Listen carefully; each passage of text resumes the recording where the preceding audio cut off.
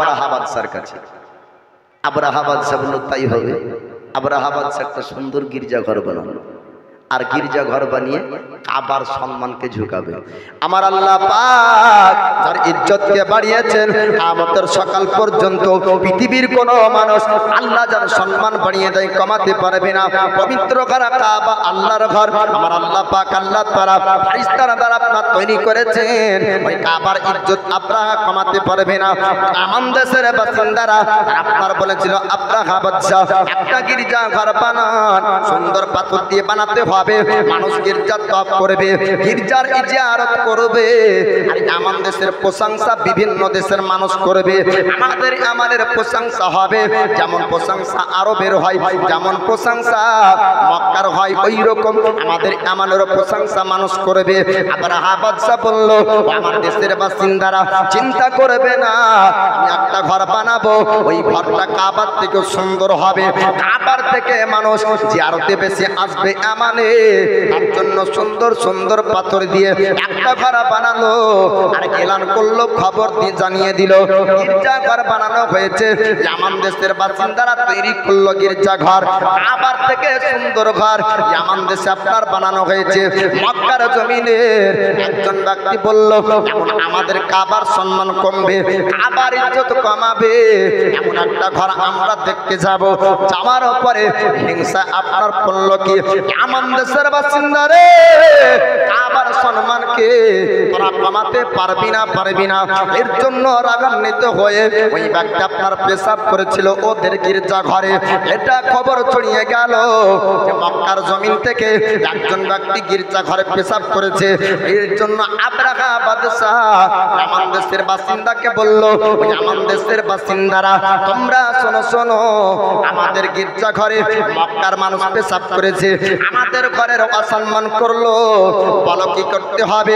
দেশ বাসিন্দা তারা বলেছিল, আবরাহা আপনি একটা বড় বাদশা, আপনার সেনাবাহিনীর অভাব নাই, আপনি চলুন চলুন মক্কার উপর হামলা করব, পৃথিবীর জমিনে কাবা ঘর রাখবো না।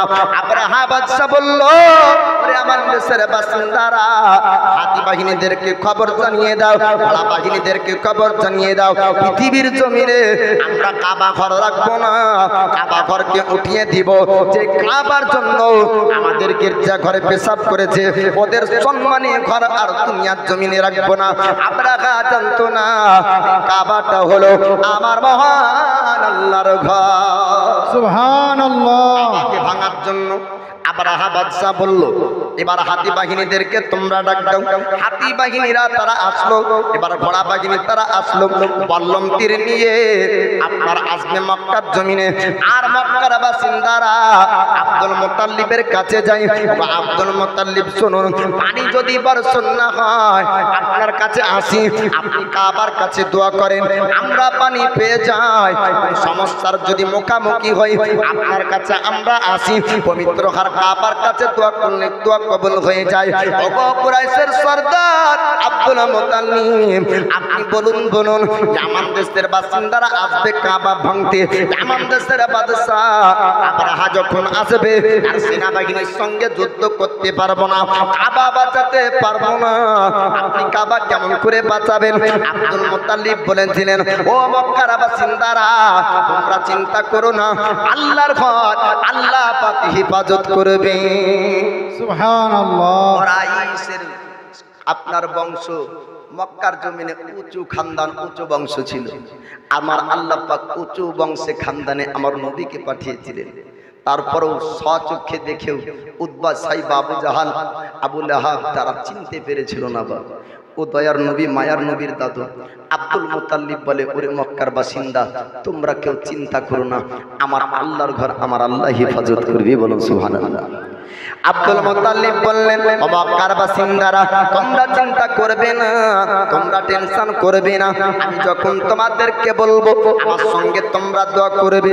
আবরাহা বাদশা ইয়ামান দেশ থেকে আপনার আসলো মক্কার জমিনে, কদম রাখার পর বলেছিল, ও আমার সেনাবাহিনীরা কাবার উপর প্রথম হামলা করবে না, কাবার উপর হামলা করার পূর্বে এই মক্কার জমিনের সবার মালগুলা তোমরা চিনিয়ে নাও। এমনকি আব্দুল মুত্তালিবের ওট উটনিগুলাকে তোমরা ছিনিয়ে নাও। আব্দুল মুত্তালিবের প্রায় কমবে 200 উট উটনি ছিল। ওই উট উটনিগুলাকে আপনার আটক করলো।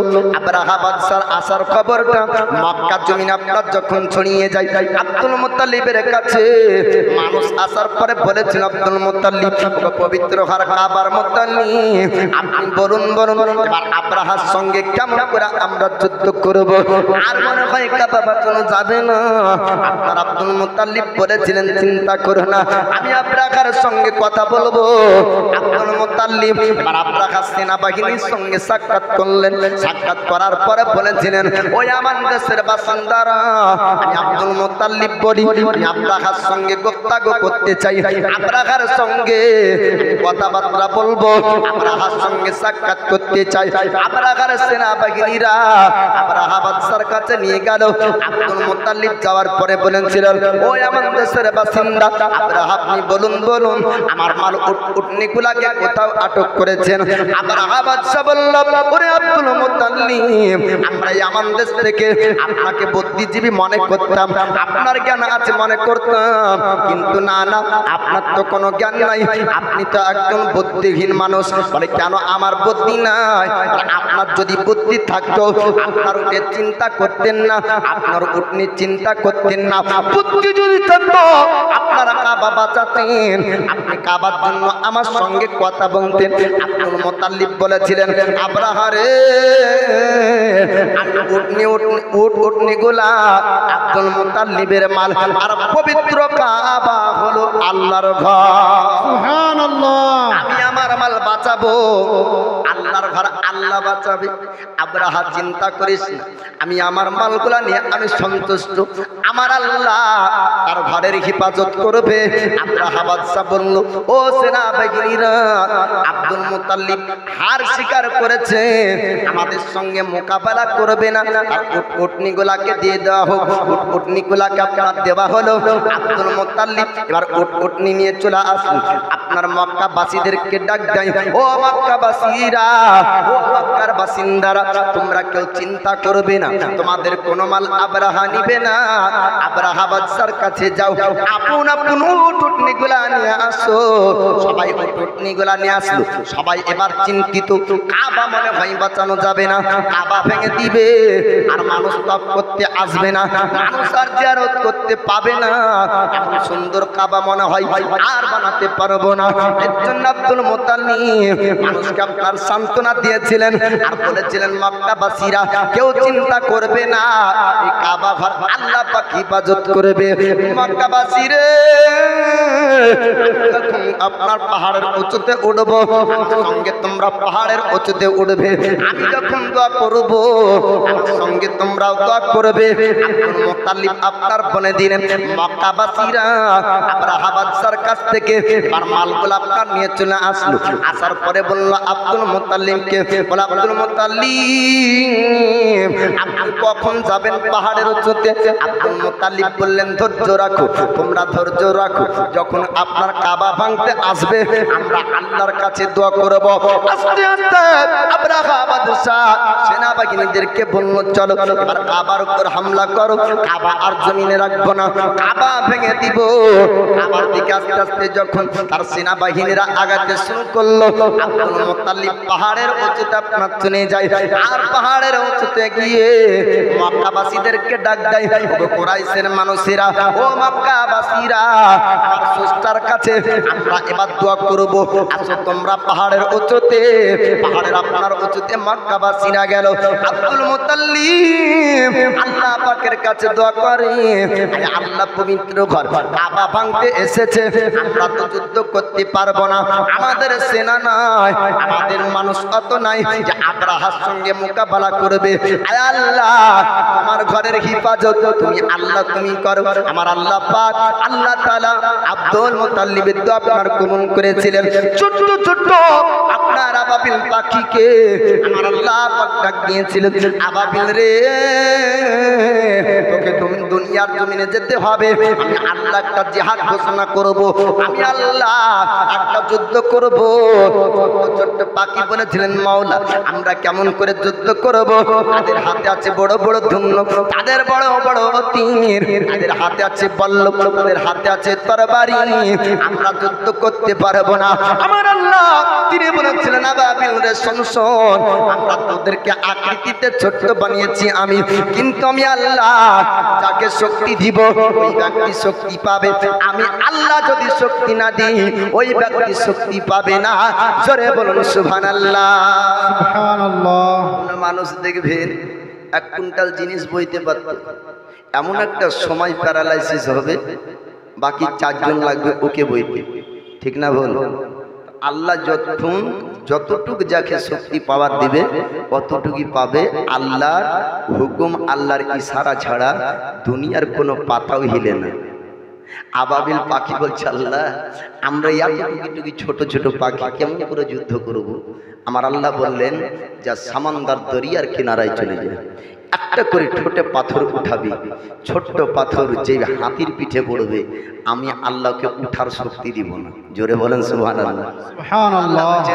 আলাম তারা কাইফা ফালা রাব্বুকা বিআসহাবিল ফিল আলাম ইয়াজাল কাইদাহুম ফি তাদলিল ওয়া আরসালা আলাইহিম তায়রান আবাবিল তারমিহিম বিহিজারাতিন মিন সিজ্জিল ফাজআলাহুম কাসফিন মাকুল। আল্লাহ পাক বলেন হাবিব আপনি কি দেখেননি আমি কেমন হাতি বাহিনীদের কি অবস্থা করেছিলাম? আমি কি তাদেরকে তাবাহ ধ্বংস করে দিইনি? আমি তাদেরকে ভুসির মতন করে পিষে দিয়েছিলাম। জোরে বলুন সুবহানাল্লাহ। কাকে বলছেন? আল্লাহ বলছেন নবীকে। আর আমার নবীর উপর কোরআন নাজিল হয়েছে নবীর বয়স যখন 40 বছর, মক্কাতে 13 বছর, মদিনাতে 10 বছর, টোটালে পবিত্র কোরআন সম্পূর্ণ নাজিল হয়েছে 23 বছর পর্যন্ত। মক্কায় 13, মদিনাতে 10। তো দয়ার নবী 40 বছর বয়সে কোরআন নাজিল হতে শুরু হলো। আর এই ঘটনা ঘটে যাওয়ার 55 দিন পর নবী দুনিয়াতে আসছেন। আর নবীকে আল্লাহ বলছেন হাবিব আপনি দেখেননি?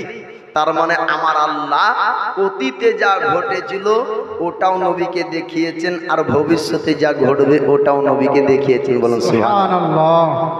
ভবিষ্যৎ বলতে কত বছর হবে মৌলভী সাহেব?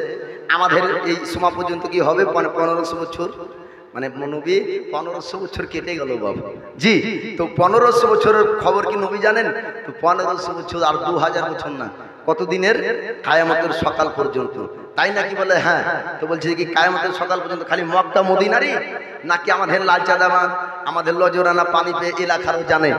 তো হাদিস কি বলছে শুনুন। আমার নবী বলেন যে কায়ামতের সকাল পর্যন্ত যতজন জান্নাতি হবে তাদের নাম ও পরিচয় আমার আল্লাহ ডান হাতের তালুতে দিয়েছে। সুবহানাল্লাহ। আর কিয়ামতের সকাল পর্যন্ত যতজন ব্যক্তি জাহান্নামী হবে তাদেরও নাম পরিচয় আমার আল্লাহ আপনার জাহান্নামীদের নাম পরিচয় আমার বাম হাতে আল্লাহ দিয়েছে। তাহলে কিয়ামতের সকাল পর্যন্ত জাহান্নামীদের লিস্ট আমার নবীর কাছে ছিল, আর জান্নাতীদের লিস্ট আমার নবীর কাছে ছিল। তো আমার দয়ার নবীকে আল্লাহ বলছেন হাবিব আপনি দেখেননি। তার মানে অতীতে যা ঘটেছিল নবী জানতেন, ভবিষ্যতে যা ঘটবে ওটাও নবী জানতেন। পাওয়ার শক্তি ক্ষমতা কে দিয়েছিলেন? আমার আল্লাহ। অনেকজন বলে যে কি ভবিষ্যৎ আর অতীতের কথা বলে, তো নবীকে কি এরা আল্লাহর স্থানে নিচ্ছে? আল্লাহর স্থানে না, আল্লাহ দিয়েছে বাবা। বাহাস করা হলে খোদার সঙ্গে করো, তাই কি না? কারণ বলে কি এর দলিল কি আছে? তো আল্লাহ মাকা মা আলাম তাকুন তাআলা। আল্লাহ বলছেন হাবিব আপনি যাহা কিছু জানতেন না আমি আল্লাহ আপনাকে জানিয়েছি। নবীকে আল্লাহ বলছেন হাবিব আপনি যা জানতেন না আমি আল্লাহ আপনাকে জানিয়েছি। এবার কোন ওয়াহাবি যদি লিস্ট করে তো লিস্ট করুক গিয়া কি কি জানতো না নবী, তো যেটা যেটা লিস্ট করবে যে নবী এটা জানতো না ওটা জানতো না, সব শেষে সিগনেচার করে দেবে, সই করে দিলাম নবী এতগুলা জিনিস জানতো না। আমি তার পরের লাইনে লিখে দেবো যে এগুলা সব আল্লাহ জানিয়েছে কোরআন দেখে। এবার বলবেন না সুবহানাল্লাহ। আল্লাহ নিজে বলছেন যে নবী আপনি যা জানতেন না আমি আল্লাহ জানিয়েছি। তো ও দয়ার নবী মায়ার নবী আসার পূর্বের ঘটনা এটা বলতেছিলাম। তো পবিত্র ঘর কাবা বাঁচাবে কি দিয়ে? আবাবিল পাখির দ্বারাতে। আবাবিল বলছে আল্লাহ আমরা ছোট পাখি কি করে বাঁচাবো?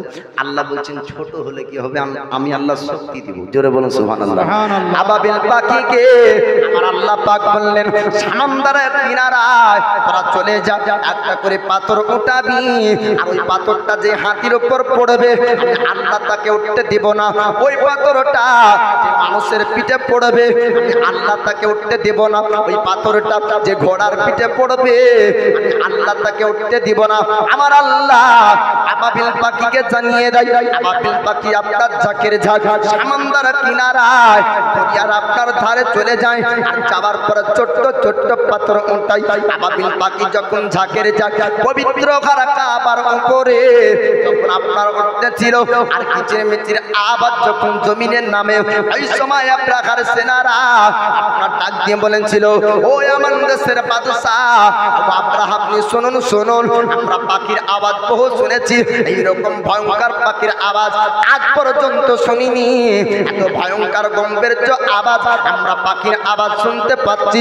আমরা কাবার দিকে আর আগাবো না, কাবার সামনে যাব না, কাবা ভাঙতে আমরা আর হয়তো পারবো না। আমরা বাদশা বলেছিল আমার সেনাবাহিনীরা তারা যা যা আজ কাবা ভাঙতে হবে, মক্কার জমিনে কাবা রাখবো না। আমি আমার দেশে তখনই ফিরবো যখন কাবা ভাঙা সম্পন্ন হয়ে যাবে। আমরা বাদশার কথায় আপনার সেনাবাহিনী চলতে শুরু করলো, কাবার দিকে আপনার আস্তে আস্তে আগাতে শুরু করে।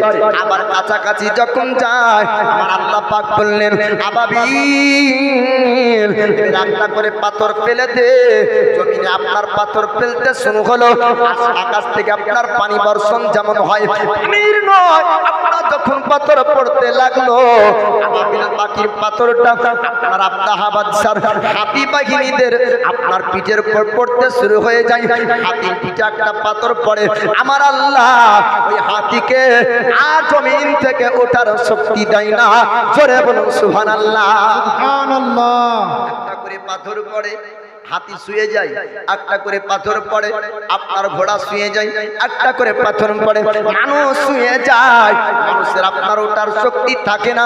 এইরকম করে আপনার আমার আল্লাহ পাক পবিত্র ঘর আপনার কাবাকে বাঁচিয়েছিলেন। ও মুসলমান, আল্লাহর রশিকে মজবুত ভাবে আপনার ধরুন, আল্লাহর প্রতি পরিপূর্ণ ভরসা রাখুন। দুনিয়ার মুসিবত আপনার আল্লাহর রহমতের কাছে কিছু না। এক পাল্লাই দুনিয়ার সব মুসিবত বালা, অপর পাল্লাই আল্লাহর রহমতের পাল্লা ভারী হবে, তাই না? আমাদের জীবনের গুনাহ এক পাল্লাই, খোদার একটি রহমত অপর পাল্লাই, তো আল্লাহর একটি রহমতের পাল্লা ভারী হবে। ডাকার মতো ডাকলে আল্লাহ কেন শুনবে না? আমরা অধম গুনহেগার, আমরা আল্লাহকে ডাকতে জানি না, তাই না? আল্লাহর কাছে নিতে জানি না, আল্লাহর প্রতি ভরসা রাখতে জানি না। বাবা আমার আল্লাহ এই পবিত্র ঘর কাবা বাঁচালেন। নবী আমার দয়ার নবী হযরত আমিনার গর্ভে। এবার নবী দুনিয়াতে আসবে, একটু ঘটনাটা আপনাদেরকে বলবো। এই ঘটনাটা বলার উদ্দেশ্য মুসলমান চিন্তিত, মুসলমান টেনশন করছে যে বিভিন্ন জায়গায় বালা মুসিবত আসছে, করব কি? ফিলিস্তিনের অবস্থা এরকম, ওখানের অবস্থা এরকম, সেখানের অবস্থা এরকম। আরে যেখানের অবস্থা যেমনই হোক না কেন, আপনি আল্লাহর রশি মজবুত ভাবে ধরুন, আল্লাহর প্রতি ভরসা মজবুত ভাবে রাখুন। দুনিয়ার কোনো বালা মুসিবত আপনার আমার কিছু করতে পারবে না।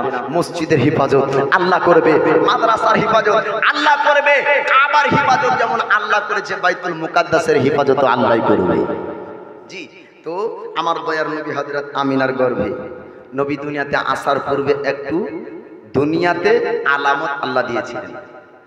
সূর্য উদিত হওয়ার আগে আকাশে লালি রোশনি পাওয়া যায়, ঠিক না? আমরা বুঝতে পারি যে সূর্য উঠবে লাল আকাশে লালি হয়েছে, তাই না? তো ওই রকম নবী দুনিয়াতে আসার আগেই নবীর মায়ের জবান থেকে কিছু কথা আপনাদেরকে শোনাই। আল্লাহ নবী হাবিবুল্লাহ পয়গম্বর আজম পৃথিবীর জমিন আপনার আসবেন। আল্লাহ পাক আল্লাহ তাআলা ফেরেশতার মাধ্যমে আমিনাকে রাতে ডাকাতেন। হযরত আমিনা আপনার ঘুমিয়ে থাকতেন। হযরত আমিনা বলেন আমি রাত্রিতে শুয়ে থাকতাম, আমাকে ডাক দিত আহমদের মামা বলে আমাকে ডাক দেওয়া হতো। মোহাম্মদের মা বলে আমি রাত্রিতে ঘুম থেকে উঠতাম, আমি ডান দিকে লক্ষ্য করতাম, কাউকে দেখতে পেতাম না। আমি বাম দিকে লক্ষ্য করতাম, আমি কাউকে দেখতে পেতাম না। হযরত আমিনা তিনি বলতেছেন ডাকনেওয়ালাকে আমি কোনোদিনই দেখতে পাইনি। আল্লাহ পাক আল্লাহ তাআলা ফারিস্তার মাধ্যমে আমিনাকে ডাকিয়েছেন। পৃথিবীর কোনো মানুষ আপনার ডাকতো না, বলে কেন আল্লাহ পাক মুহাম্মদের মা আর মুহাম্মদের মা মা করে ডাকাতেন? শুনুন, পৃথিবীর জমিনে বাচ্চা আপনার ভূমিষ্ঠ হয়, 7 দিনের দিন আপনার নাম রাখা হয়, আর 7 দিনের দিন নাম রেখে আকিকা দেওয়া আপনার সুন্নাত। পৃথিবীর জমিনে আল্লাহর নবীর নাম দুনিয়ার কোনো মানুষ রাখেনি, আমার নবীর নাম আল্লাহ রেখেছেন। বলুন সুবহানাল্লাহ। বন্ধুর নাম বন্ধু রেখেছেন, আর সে মুআল্লাতে আমার নবীর নাম লেখা ছিল আপনার আদম সাফিউল্লাহ। জান্নাতের চৌকাঠে লা ইলাহা ইল্লাল্লাহ আছে আমার নবীর নাম মুহাম্মাদুর রাসূলুল্লাহ সাল্লাল্লাহু তাআলা আলাইহি ওয়াসাল্লাম। আদম সাফিউল্লাহ দেখেছেন, আর সে মুআল্লাতে লা ইলাহা ইল্লাল্লাহ আছে লেখা আপনার মুহাম্মাদুর রাসূলুল্লাহ। আল্লাহ পাক নবীর নাম রেখেছেন জমিনে আপনার মুহাম্মদ, আকাশের নাম আহমদ। ও দয়ার নবীর নামকে হযরত আমিনাকে শুনিয়ে দিয়েছেন, কোন ব্যক্তি যেন নবীর নাম আপনার না রাখে। আব্দুল মুত্তালিব আমার নবীর নাম রাখেননি, হযরত আমিনা আমার নবীর নাম রাখেননি, আমার নবীর নাম রেখেছেন আমার আল্লাহ। এই নামটা আপনার শুনিয়ে দেন। হযরত আমিনা বলছেন শুধু তাই না, আমার গর্ভে যখন ছিল আমার বেটা মুহাম্মদ, আমি আমিনা কোনোদিন যন্ত্রণা বুঝতে পারিনি, আমার কোনোদিন বেদনা হয়নি, কোনোদিন ব্যথা হয়নি। পৃথিবীর মাদেরকে জিজ্ঞেস করবেন, গর্ভে যখন আপনার সন্তান আসে মায়েদের আপনার যন্ত্রণা হয়, মায়েদের আপনার বেদনা হয়। হযরত আমিনা বলছেন না না, আমার যন্ত্রণা বেদনা হতো না, আমার কোনোদিন ব্যথা হতো না। আমার আল্লাহ পাক পৃথিবীর মায়েদের গর্ভে যখন আল্লাহ পাক আপনার বাচ্চা দেন, তখন তাদের মধ্যে আপনার কি থাকে? তাদের মধ্যে দেহ থাকে, আপনার বাচ্চার পতলা থাকে। কিন্তু আমার নবীর মা হযরত আমিনা ছিলেন মাধ্যম, আল্লাহ পাক আমিনার গর্ভে একটি নূর দান করেছিলেন। বলুন সুবহানাল্লাহ। জি, সাধারণ মানুষ আমরা জন্মগ্রহণ করেছি, আমাদের প্রত্যেকের মা আছে বাবা, সবাই মার গর্ভে থেকে আমরা আসি। আপনার বীর্য থেকে আপনার রক্তের গোটা থেকে আপনার পুতলা তৈরি হওয়ার পর রূহ দেওয়া হয়, রূহের পর আপনার মানবের জন্ম হয়। কিন্তু না না, আমার দয়ার নবীকে আল্লাহ পাক কোনো বীর্য না পাক থেকে তৈরি করেননি, আমার আল্লাহ জান্নাতি খাবার দিয়ে আপনার রেখেছেন হযরত আমিনার গর্ভে। বলুন সুবহানাল্লাহ। হযরত আমিনার গর্ভে আমার নবী। আমিনা বলছেন কোনোদিন ওজনও বোঝা যায়নি, ভারীও লাগতো না, আমার ব্যথাও হতো না, যন্ত্রণাও হতো না। হযরত আমিনা বলছেন শুধু তাই না, আমার গর্ভে মুহাম্মদ ছিল, আমার গর্ভে আমার পুত্র ছিল। আমি আশ্চর্যের জিনিস দেখতে পেতাম, আশ্চর্য ঘটনা ঘটে যেত। কি আশ্চর্য ঘটনা? হযরত আমিনা ইঁদারার কাছে যেতেন, মক্কার বুকে আপনার শুকনো ইঁদারা, যে আপনার কোন রমণী পানি পেত না, আমার নবীর মা আমিনার জন্য কোনোদিন শুকনো থাকতো না। জোরে বলা যাবে না সুবহানাল্লাহ? মাঝে মাঝে সুবহানাল্লাহ না বললে মনে হয় যে কবরস্থানে চলে এসেছি। জি, মাহফিলে অনেক সুবহানাল্লাহ বলাতে পটু হলো মালদাহা, আপনার দিনাজপুরের ওই দিকের মানুষ সুবহানাল্লাহ বলতে বললে ওরা জানে, কারণ ওরা জানে যে একবার সুবহানাল্লাহ বললে আসমান জমিনের খালি জায়গা নেকিতে ভরপুর হয়ে যায়। আমরা যদি নারায়ে তাকবীর বলি তো আল্লাহু আকবার বলা বাদে মনে হয় যে এদের মুখে কেউ তালা মেরে দিলে, কিন্তু একবার আল্লাহু আকবার বললে 80টি নেকি পাওয়া যায়। জি, তা 80টা মাহফিলে খালি বসে বসে কান খাড়া করে শুনবেন। সকালবেলাতে যদি জিজ্ঞাসা করা যায় কি কি শুনেছেন বলেন তো, এই তেরি ওয়াজ শোনার পরে যদি ঘুমিয়ে যায় তাহলে কার ওয়াজ মাথায় থাকে? ঘুমের সাথে সাথে ওটাও চলে গেছে। হ্যাঁ, আর যতক্ষণ শুনবেন ততক্ষণ সুবহানাল্লাহ আলহামদুলিল্লাহ আল্লাহু আকবার গালা বলবেন, তো এই বলাতে নাকি পাবেন। তো একবার আপনাদের আল্লাহু আকবারের জোশ দেখতে চাই। আমি যখন নারায়ে তাকবীর বলবো আপনার আল্লাহু আকবার বলবেন, নারায়ে তাকবীর আল্লাহু আকবার। এই সুবহানাল্লাহ। পিছনকার মানুষ বলছে যে সামনে তো ওদেরকে দিয়েছে সামনের চেয়ারও নেবে, আর আল্লাহু আকবার আমাদেরকেও বলতে হবে। তা তো হয় না, ওদেরকে সামনে চেয়ার দিয়েছে তার মানে ওরাই বলবে, তো ওরাই আল্লাহ নিয়ে যাবেন না নাকি গোলা বাড়ি আপনিও নিয়ে যেতে হবে। সাহাবী রাসূলুল্লাহ যখন সংখ্যায় কম, তো নবীকে বলছেন সাহাবীরা, হুজুর ওরা এত কাফেরেরা সংখ্যায় বেশি, কি করে যুদ্ধ করব? তো নবী বলছেন সংখ্যায় বেশি দেখলে লাভ হবে না, তো কি করতে হবে? খেজুরের ডাল ভাঙো বাগান থেকে, কাটাওয়ালা ডাল। আর ওদের হাতের বল্লম দেখে ভয় করো না, খেজুরের ডাল ভাঙার তকবীর লাগাও।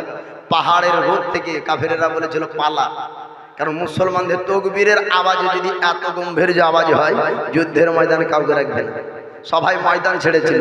তো একবার তকবীর দিব, তকবীরে বোঝা যাবে যে আপনারা হকের জন্য আপনারা হক পথে থাকতে পারবেন কিনা। নারায়ে তাকবীর, আল্লাহু আকবার, নারায়ে রিসালাত ইয়া রাসূলুল্লাহ, নারায়ে তাকবীর, আল্লাহু আকবার, নারায়ে রিসালাত ইয়া রাসূলুল্লাহ। সিদ্দিক ফারুক ওসমান হায়দার, সিদ্দিক ফারুক ওসমান হায়দার, চারজন সাহাবা সবচেয়ে বেহতর, কারণ তাদের দিলে আছে আল্লাহর পয়গম্বর। নারায়ে তাকবীর, আল্লাহু আকবার, নারায়ে রিসালাত ইয়া রাসূলুল্লাহ, নারায়ে তাকবীর, আল্লাহু আকবার, নারায়ে রিসালাত ইয়া রাসূলুল্লাহ। দেখা দাও ও গো, ও গো নবীজি, দেখা দাও ও গো, ও গো নবীজি, তোমারও দিদারের আশায় আমরা আছি।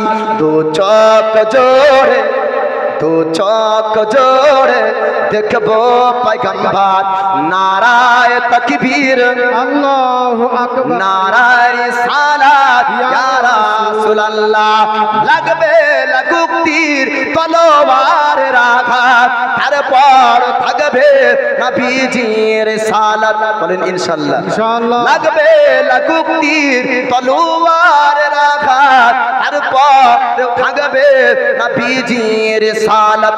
লড়বো মরবো বলবো পয়গম্বর, লড়বো মরবো বলবো পয়গম্বর। নারায়ে তাকবীর, আল্লাহু আকবার, নারায়ে রিসালাত ইয়া রাসূলুল্লাহ। জলসা জুলুস করিব বারে বার, দুরূদ সালাম পড়িব হাজারবার। জলসা জুলুস করিব বারে বার, দুরূদ সালাম পড়িব হাজারবার। জ্বলবে জ্বলুক, জ্বলবে জ্বলুক দুশ্মনরা বারবার। নারায়ে তাকবীর, আল্লাহু আকবার, নারায়ে তাকবীর, আল্লাহু আকবার, নারায়ে রিসালাত ইয়া রাসূলুল্লাহ। আল্লাহুম্মা সাল্লি আলা সাইয়্যিদিনা মাওলানা মুহাম্মাদ ওয়ালা আলি সাইয়্যিদিনা মাওলানা মুহাম্মাদ। সাল্লি আলা মুহাম্মাদিন, সাল্লি আলা মুহাম্মাদ। হরদম ज़बान से निकालो पाक नबी मोहम्मद, हरदम ज़बान से निकालो सफी आला मोहम्मद सल्लल्लाहु ताला अलैहि वसल्लम। तो हजरत आमिना তিনি ইন্দারার কাছে যাচ্ছেন, সবার জন্য ইন্দারা শুকনো থাকে, হজরত আমিনার জন্য শুকনো থাকে না, পানি ভর্তি হয়ে যায়। কিভাবে? হজরত আমিনা আমার রাসূলুল্লাহর মা যখন ইন্দারার কাছে যেতেন, আমার আল্লাহ পাক বলতেন ফারিস্তাকে, ও আমার মালাইকা, দেখো আমার হাবিবের মা ইন্দারার কাছে আসছে, পানি যদি না পায় হয়তো কষ্ট পাবে, যাও যাও পানি ভর্তি করে দাও। আমার আল্লাহ শুকনো ইন্দারাতে, শুকনো আপনার কুয়ার মধ্যে আল্লাহ ফারিস্তার মাধ্যমে পানি আপনার ভর্তি করে দিতেন। মক্কার মুনিরা তারা দেখার পর বলেছিল, আমিনা তুমি কোথায় পানি পাও? হযরত আমিনা বললেন, ও মক্কার মুনিরা, ও মক্কার মহিলারা, আমি শুকনো ইন্দারাতে যাইনি, আমি তো ভর্তি পানি ওলা ইন্দারার কাছে গিয়েছিলাম। মক্কার মুনিরা তারা বলেছিল, আমিনা তুমি কি মিথ্যা কথা বলো? আজ পর্যন্ত আমরা কেউ পানি পাই না, এই ইন্দারা শুকনো পড়ে থাকে, আর আমি কেমন করে পানি পাও? আমার নবীর মা আমিনা বলেছিলেন, আরে মক্কার মহিলারা তোমরা শোনো, আমি কোনোদিন মিথ্যা কথা বলিনি। আমি মদিনার বাসিন্দা ছিলাম, আমি ওয়াহাব বিন মান্নাফের বেটি। আমি আজ পর্যন্ত মদিনায় কোনোদিন মিথ্যা কথা বলিনি। আমি আমিনা কোনোদিন মক্কায় মিথ্যা বলিনি। আমি সত্য কথা বলি। যে ইন্দারাটার সামনে দেখা যায়, আমি ওই ইন্দারা থেকে পানি আনলাম। মক্কার মনিরা আপনার ওই সময় বলেছিল, আমিনা তুমি কি প্রমাণ করতে পারবে যে ইন্দারাতের পানি আছে? হযরত আমিনা বললেন, হ্যাঁ আমি প্রমাণ করতে পারবো। আমার সঙ্গে তোমরা চলো, ওই ইন্দারাতে পানি আছে কিনা আমি তোমাদেরকে একটু দেখিয়ে দিব। ওই পানির বালতি রাখা হলো, একটা খালি বালতি আপনার নেওয়া হয়। আমার আল্লাহ আমার ফেরেশতাকে ডাকে, আমার মালাইকা শোন শোন, ওই দেখ আমার হাবিবের মা আমিনাকে অপমান করতে চাই। মক্কার মহিলারা, আমি আল্লাহ আমার হাবিবের মাকে অপমান হতে দেব না। যা যা আবার পানি ভর্তি করে দে। আল্লাহর হুকুমে আবার পিলারার কাছে আল্লাহর ফেরেশতা আপনার এসেছিল, আসার পরে আপনার পানি ভর্তি করে দেয়। শুধু তাই না হযরত আমিনা বলেছিলেন, ও মক্কার মহিলারা তোমরা শোনো, এক বালতি পানি উঠাতে যতটা ওজন লাগে, আমি আমিনা এই ইনারার কাছে আসলে অতটা ওজন লাগে না। এই ইনারার কাছে আসলে আমাকে পানি উঠাতে অত শক্তি লাগে না। কেন লাগে না? আল্লাহ পাকের ফেরেশতা পানি আপনার উঠিয়ে দিতেন, মাধ্যম ছিল কেবলমাত্র আমিনা। পানি উঠাতেন আল্লাহর ফেরেশতা, মাধ্যম ছিল আপনার আমিনার বালতি। পানি আপনার ভর্তি করতেন আল্লাহর ফেরেশতা। হযরত আমিনা বলেছিলেন, ওরে মক্কার মহিলারা, ও মক্কার মনিরা, তোমরা কি এবার বিশ্বাস করেছো? মক্কার মহিলা তারা আপনার বলেছিল, আমিনা সুন্দর রমণী, তোমার কথাও হলো সত্য। তুমি একটু কথা শোনো, তবে ইনারাটা যে শুকনো থাকে আমাদের কথাও সত্য। তোমার জন্য নিশ্চয় সত্য প্রতিপালক রব ইনারাতে পানি ভর্তি করে দিয়েছে। তুমি একজন অসাধারণ রমণী আমিনা। আমরা বুঝলাম এই পানি আপনার ইনারাটা তোমারই কারণে পানি ভর্তি হয়েছে।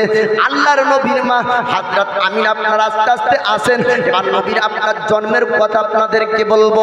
আমাদের ঘরের বাচ্চারা আপনার ভূমিষ্ঠ হয়, নবী আপনার দুনিয়াতে এসেছেন। নবীর সঙ্গে আপনার জন্মের, আপনার পৃথিবীর কোনো বাচ্চার জন্মের মিল হবে না। আমার নবীর সঙ্গে চেহারার দিক দিয়েও কিয়ামতের সকাল পর্যন্ত আমার আল্লাহ পাক নবীকে যে রূপ আপনার দান করেছেন আর কাউকে দিবেন না। আখলাক চরিত্রের মধ্যে আমার নবীর আপনার আখলাক হলো উত্তম আলা আখলাক। কিয়ামতের সকাল পর্যন্ত আমার নবীর মতন আখলাক কিয়ামত পর্যন্ত কারো আপনার হবে না। কোন দিক দিয়ে নবীর সঙ্গে যখন কিয়ামত পর্যন্ত কেউ হবে না, ও নবীকে কেমন করে বলে আমাদের মতন মানুষ বলে না, কিছু সংখ্যক বলে না, ওর কথা মানা যাবে বা? নবী আমাদের মতন মানুষ না বাবা। আল্লাহ পাক আমার নবীকে রহমতের নবী বানিয়েছেন, দয়ার নবী বানিয়েছেন।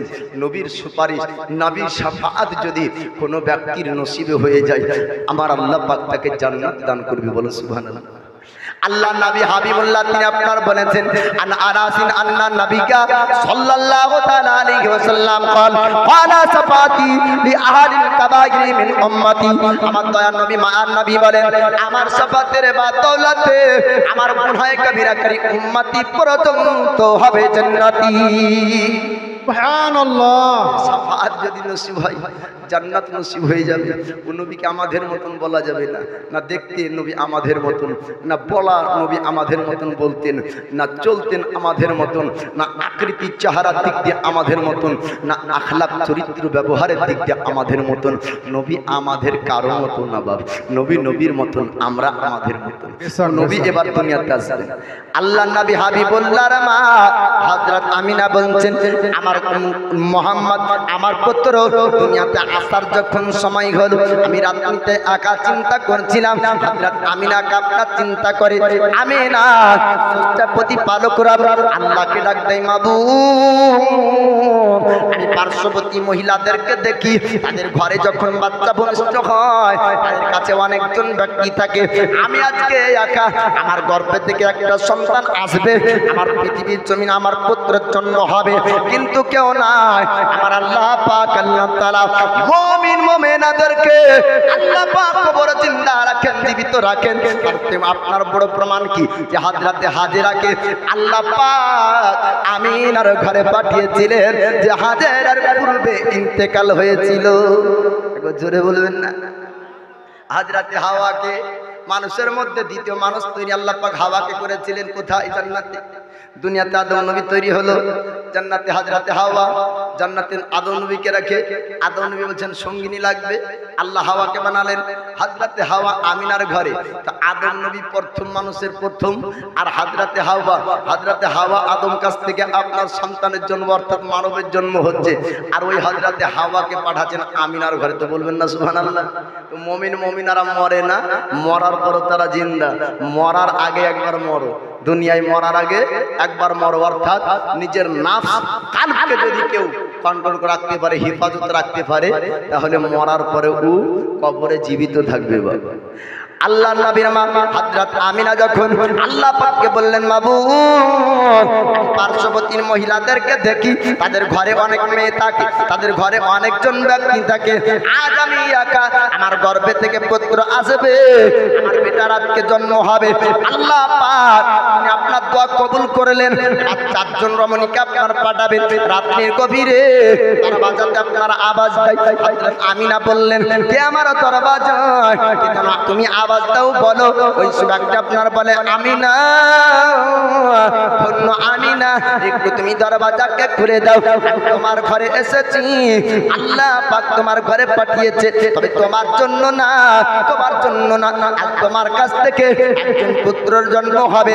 আজ একজন মানুষের আজকে জন্ম হবে, সাধারণ মানুষ হবে না, আল্লাহর পয়গম্বর হবে, আল্লাহর হাবিব হবে, আল্লাহর নবী হবেন, খাতামান নবীন, আখিরি জামানার পয়গম্বর, শেষ জামানার নবী হয়ে আসবেন।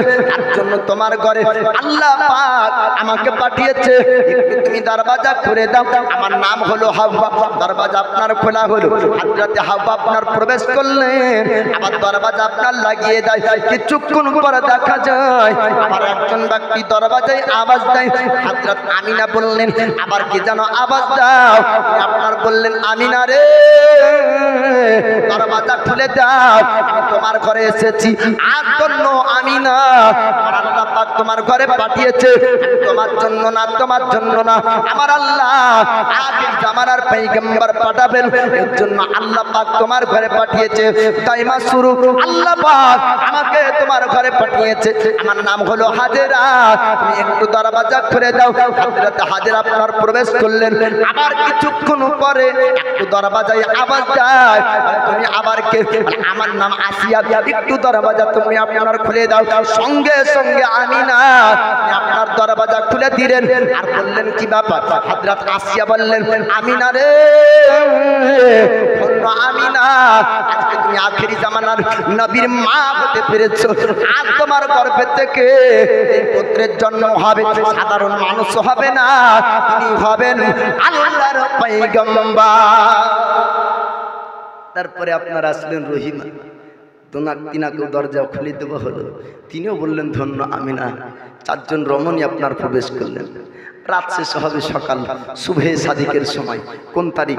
আরবি মাস রবিউল আব্বাল মাসের 11 তারিখ, দিবাগত রাত্রি 12 রবিউল আব্বালের সুবহে সাদিকে হযরত আমিনার ঘর আপনার অন্ধকার।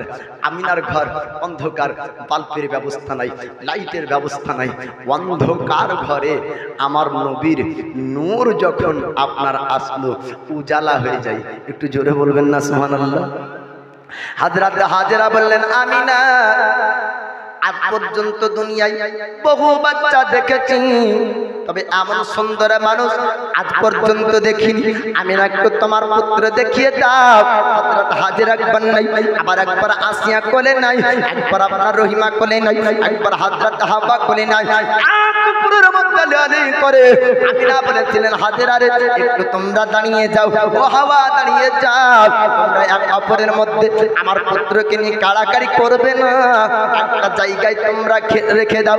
আল্লাহর নবী পয়গম্বর আদমকে যখন হযরত আমিনা রাখতে বললেন, আমার নবীর চেহারা থেকে, আমার নবীর মুখমণ্ডল থেকে, আমার নবীর চেহারা মোবারক থেকে আপনার একটি নূর আলোর জ্যোতি আপনার বের হয়ে যায়, কোন দিক দিয়ে যায়, দরওয়াজা দিয়ে আপনার বের হয়ে যায়। হযরত হাজেরা লক্ষ্য করে আমিনার আপনার চোখের দিকে, হযরত আমিনা একবার নবীর চেহারা দেখে, একবার নিজের পুত্রকে দেখেন, একবার দরওয়াজার দিকে দৃষ্টিপাত করে। হাজেরা বললেন আমিনা একবার তোমার বেটাকে দেখো, একবার দরওয়াজা দেখো, একটু কারণটা বলো। হযরত আমিনা বললেন হাজেরা শোনো শোনো, আমার পুত্রকে একবার দেখি আর একবার দরওয়াজার দিকে তাকাই, কারণটা হলো এই, আমার বেটার চেহারা থেকে একটা নূরের জ্যোতি আলো বের হয়ে আসে আর আলোটা দরওয়াজা দিয়ে চলে যায়। আমি দেখতেছিলাম লক্ষ্য করে আলোটা কত দূর পর্যন্ত যেতে পারে। আমি আনুমানিক একটু আইডিয়া করলাম যে আলোটা শাম দেশে আপনার সিরিয়ার পাহাড় পর্যন্ত দেখা যায়। এবার বলবেন না সুবহানাল্লাহ? মক্কার জমিন থেকে শাম দেশে পাহাড়, সিরিয়ার পাহাড় পর্যন্ত আলো চলে যায়। কার আলো? আমার নবীর নূরের চেহারার আলোটা। উম্মুল মুমিনিন আয়েশা সিদ্দিকা আপনার গভীর রাত্রিতে নবীর চেহারা দেখে বলেছিলেন যে আপনার চেহারা, চাঁদ আপনার চেহারার মধ্যে আজ নূর আলো চমকাচ্ছিল চাঁদের তুলনায়। জোরে বলুন সুবহানাল্লাহ।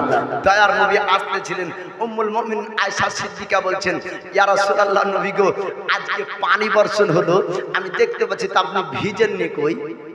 গায়ে জামাতে জুব্বাতে স্পর্শ করে হযরত আয়েশা সিদ্দিকা বলছেন হুজুর ইয়া রাসূলুল্লাহ দেখি আপনার শরীরটা ভিজেছে কিনা।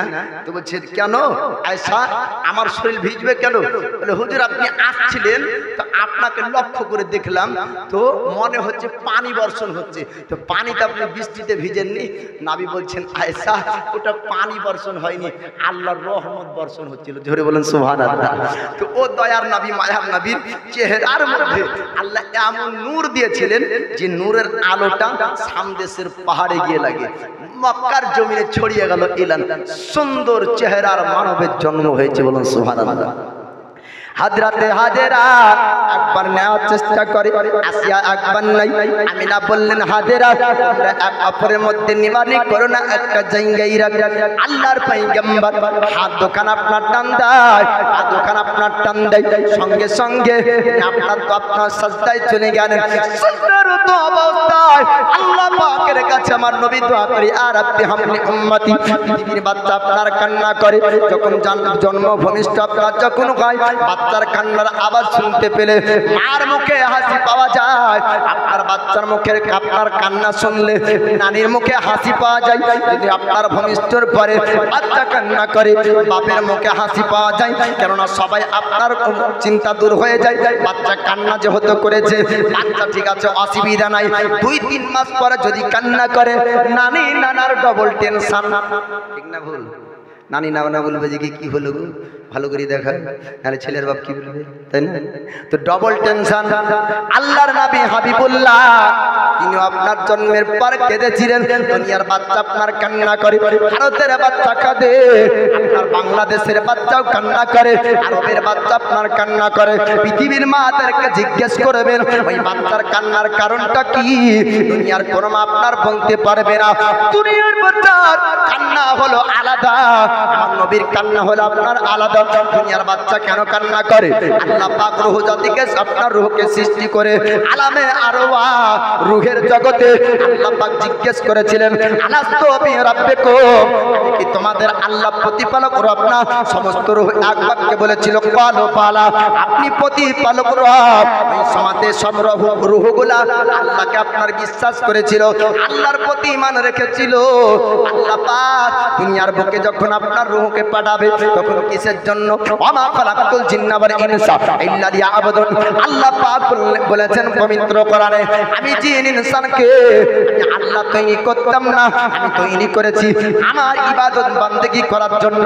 তাই রুহুরা আপনার বাচ্চার দেহের মধ্যে আল্লাহ পাক রুহু দিয়ে পৃথিবীর জমিন আপনার যখন পাঠায়, রুহু কান্না করে, বাচ্চা কান্না করে, আল্লাহ এই দুনিয়ার জমিন আমাকে দিয়েছো তোমার ইবাদত বান্দেগি করার জন্য, তো দুনিয়ায় তোমার বান্দেগি করতে পারবে না। তাই দুনিয়াতে কাঁদতে কাঁদতে রুহু আছে, আর মুমিন ব্যক্তিরা হাসতে হাসতে দুনিয়া ছাড়ে।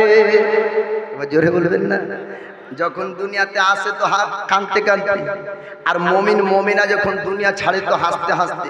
তাই দেখবেন নেককার অনেক বান্দা বান্দিকে দেখা যায়, মানুষ অনেক দেখা যায় মরার পরে মুখে হাসি ভাব থাকে, এটা একটা ভালো লক্ষণ বাবা জি। তো মুমিনরা আপনার হাসতে হাসতে যায়, বলে কেন? যে আপনার মুমিনরা এই কায়েদখানা থেকে ছুটকরা পায়, জেলখানা থেকে আসামি ছাড়া পেলে যেমন খুশি হয়, মুমিন ব্যক্তি দুনিয়া থেকে গেলে ওরকম খুশি হয়। কেন? কারণ कहता है मुमिन मर गया, कौन कहता है मुमिन मर गया, वो अपने कैद से छूट के अपना घर गया। ও জেলখানা থেকে ছুটকারা পেয়েছে, দিয়ে নিজের বাড়ি গিয়েছে বাবা। তো আমার দয়ার নবী কাঁদছেন, বলে কি বলে? ইয়া রাব্বি হাবলি উম্মতি, আয় আল্লাহ আমার উম্মতের কি হবে, আমার উম্মতকে আমার হাওয়ালে করো, আমার উম্মতকে বকশে দাও, আমার উম্মতকে ক্ষমা করে দাও। উম্মতের জন্য নবী কাঁদে, আর আমরা দুনিয়াতেও এসেছি আমাদের জন্য কাঁদতে কাঁদতে, আর হাসরে গিয়ে বলবো ইয়া নাফসি, আমার কি হবে, ইয়া নাফসি আমার কি হবে। আর নবী দুনিয়াতে আসার পরে কেঁদেছেন উম্মতের জন্য, হাসরের সাজদাতেও কাঁদবেন উম্মতের জন্য। একটু জোরে বলুন সুবহানাল্লাহ। আল্লাহ নবী হাবিবুল্লাহ সাজদায় যাবার পরে দুনিয়াতে আল্লাহর কাছে দোয়া করেন, মাবুদ আমার উম্মতের কি হবে, আমার উম্মতকে ক্ষমা করে দাও, আমার উম্মতকে আমার হাওয়ালে করে দাও। আল্লাহ পাক ফেরেশতা আপনার পাঠিয়ে দেন, আপনার রহমতি ফেরেশতা আপনার এসেছেন, আর দয়ার নবী কিছুক্ষণ সময়ের জন্য আপনার গায়েব হয়ে আপনার যান। আর আল্লাহর নবী হাবিবুল্লাহকে একটা আপনার সবুজ কাপড়ের সঙ্গে জড়িয়ে আপনার আবার পুনরায় ওই জায়গায় রেখে দেয়। আল্লাহর হাবিব যখন পৃথিবীর জমিনে আসে, আমার আল্লাহ পাক এক নয় দুই না আপনার কমে বেশ ৭৭,০০০ রহমতি ফেরেশতাকে আমিনার ঘরের চারিপাশে পাঠিয়েছেন। জোরে বলুন সুবহানাল্লাহ। ৭০,০০০ রহমতি ফেরেশতা আমিনার ঘরে এসেছে, আর তারা নবীর নামে দুরূদ পড়ে। আল্লাহ নবী হাবিবুল্লাহ এবার জন্মের খুশির সংবাদটা মক্কা জমিন আপনার ছড়িয়ে পড়ল। মক্কাবাসীরা তারা সবাই প্রশংসা করে, আমিনার গর্ভে থেকে আমিনার পুত্র হয়েছে, আব্দুল্লাহর বেটা মোহাম্মদ হয়েছে। এমন সুন্দর চেহারা কুরাইশের মধ্যে কেউ হয়নি, মক্কার বুকে কেউ হয়নি। সবাই দেখার জন্য আপনার রেশনের দোকানের মতন ভিড় করে। আপনার আমিনার ঘরে যাওয়ার পর বলে, ওগা আমিনা, তোমার সুন্দর বেটার চেহারা একবার আমাকে দেখিয়ে দাও। সবাই আপনার দেখার জন্য হাহাকার, সবাই দেখার জন্য আকাঙ্ক্ষিত। আল্লাহর নবীর চেহারা দেখে মক্কাবাসীর আপনার সবাই সন্তুষ্ট। আল্লাহ নবী হাবিবুল্লাহকে দেখার জন্য একজন আবু লাহাবের বান্দে আসলো। আপনার সোয়াইবা, হযরতে সোয়াইবা যাবার পর আমিনাকে বলেছিলেন, আমিনা আমার পুত্র মুহাম্মদকে সবাই দেখার জন্য ভিড় করেছে, সোয়াইবা একটু দেখতে চাই।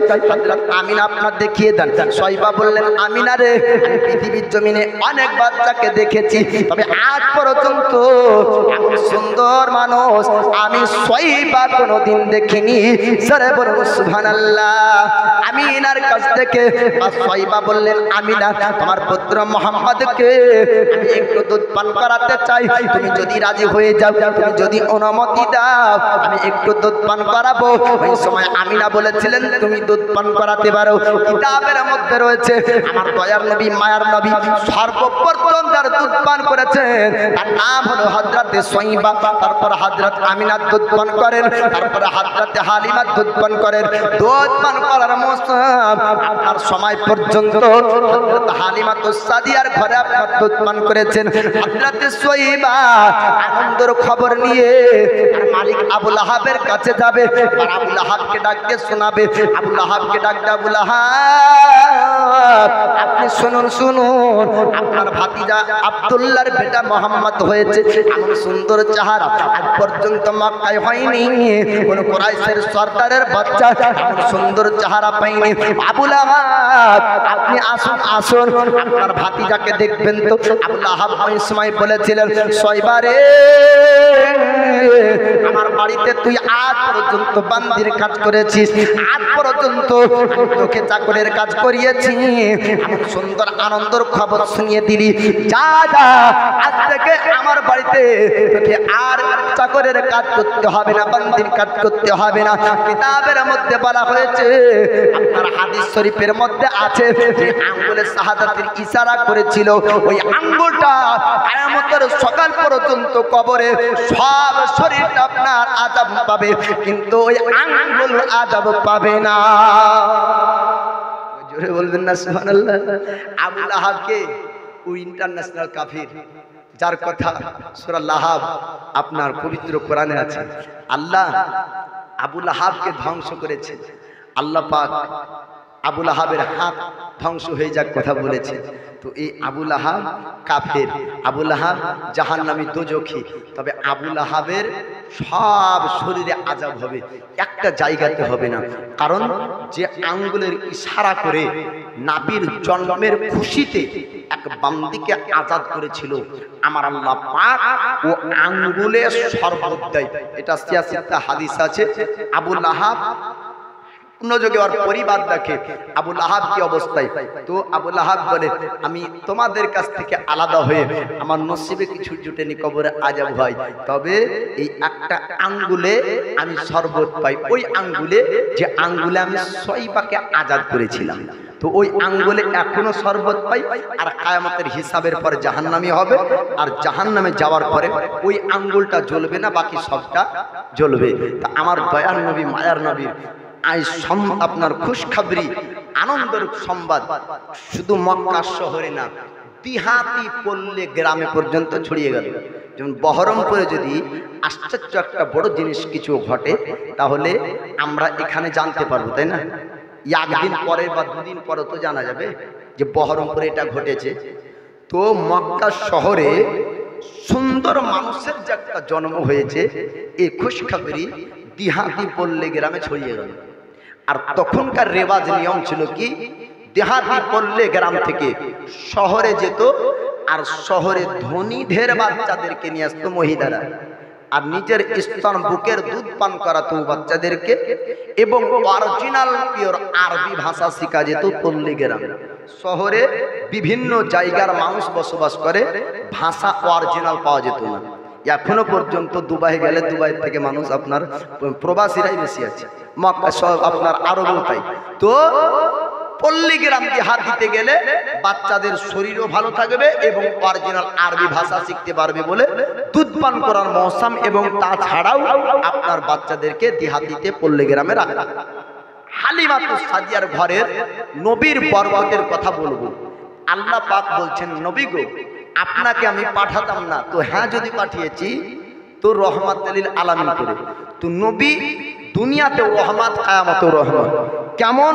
তার উদাহরণস্বরূপ এই ঘটনা যে আপনার হালিমাতুস সাদিয়ার ঘর কেমন অবস্থায় ছিল, আর নবী যাওয়ার পরে কেমন অবস্থা হলো। আল্লাহ নবী হাবিবুল্লাহ পয়গম্বর আজমকে ইবাদত পান করাবে হযরত হালিমাতুস সাদিয়া। অনেক আপনার জীবনী শুনেছেন, অনেক আপনারা ঘটনা শুনেছেন, অনেক বাকি আপনারা পড়েছেন হয়তো, যে আল্লাহ নবী হাবিবুল্লাহকে অনেক রমণীরা, মহিলারা দুধ পান করাতে চাইনি। অনেক মহিলারা চেহারা দেখে পছন্দ করেছিল, সুন্দর চেহারার বাচ্চা দেখেছিল, কোলে পর্যন্ত নিয়েছে, কিন্তু কেউ দুধ পান করাতে চাইনি। না না, এটা বাস্তব না। বাস্তব হলো আমার নবী কারো স্তন থেকে দুধ পান করতে চাননি। আমার নবী চেয়েছেন হালিমার স্তন থেকে দুধ পান করব, আর হালিমার গরিবকে দূর করব। জোরে বলুন সুবহানাল্লাহ। নবী তো রহমত, গরিবের দরদি নবী, উম্মতের দরদি নবী আমার হালিমা তো সাদিয়া আপনার গরিব ব্যক্তি ছিলেন, হালিমার স্বামী আপনার গরিব ছিল। আল্লাহর নবী হাবিবুল্লাহ হালিমার গরিবকে দূর করার জন্য হালিমা তো সাদিয়া আপনার ঘরে গিয়েছিলেন।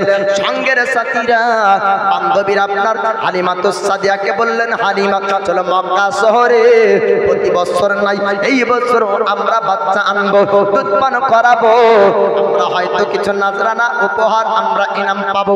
এবার হালিমা তো সাদিয়া সঙ্গের সাথীদের সঙ্গে এবার বান্ধবীদের সঙ্গে মক্কা শহরে রওনা দিবেন, কিন্তু হালিমা তো সাদিয়া উটনি ছিল আপনার দুর্বল, আপনার সঙ্গের বান্ধবীদের সঙ্গে যেতে পারে না। মক্কা শহরে আস্তে আস্তে সব শেষে যায়। আগে বান্ধবীর সঙ্গের সাথীরা যাবার পরে ধনীদের বাচ্চাদেরকে স্থান থেকে আপনার দুধ পান করানোর জন্য ধনীদের বাচ্চাগুলা নিয়ে তারা আপনার সবারই পিঠে চড়ে আপনার বাড়ির দিকে রওনা শুরু করেছিল। হালিমা তো সাদিয়া আমিনার কাছে যায়, ধনীদের বাচ্চা শেষ, আর কোন ধনীর বাচ্চা নাই, হয়তো খালি হাতে ফিরে যেতে হবে। আমার আল্লাহ খালি হাতে ফিরাবেন না, রহমতের পয়গম্বর দিবেন গরিব হালিমার ঘরে। জোরে বলুন সুবহানাল্লাহ।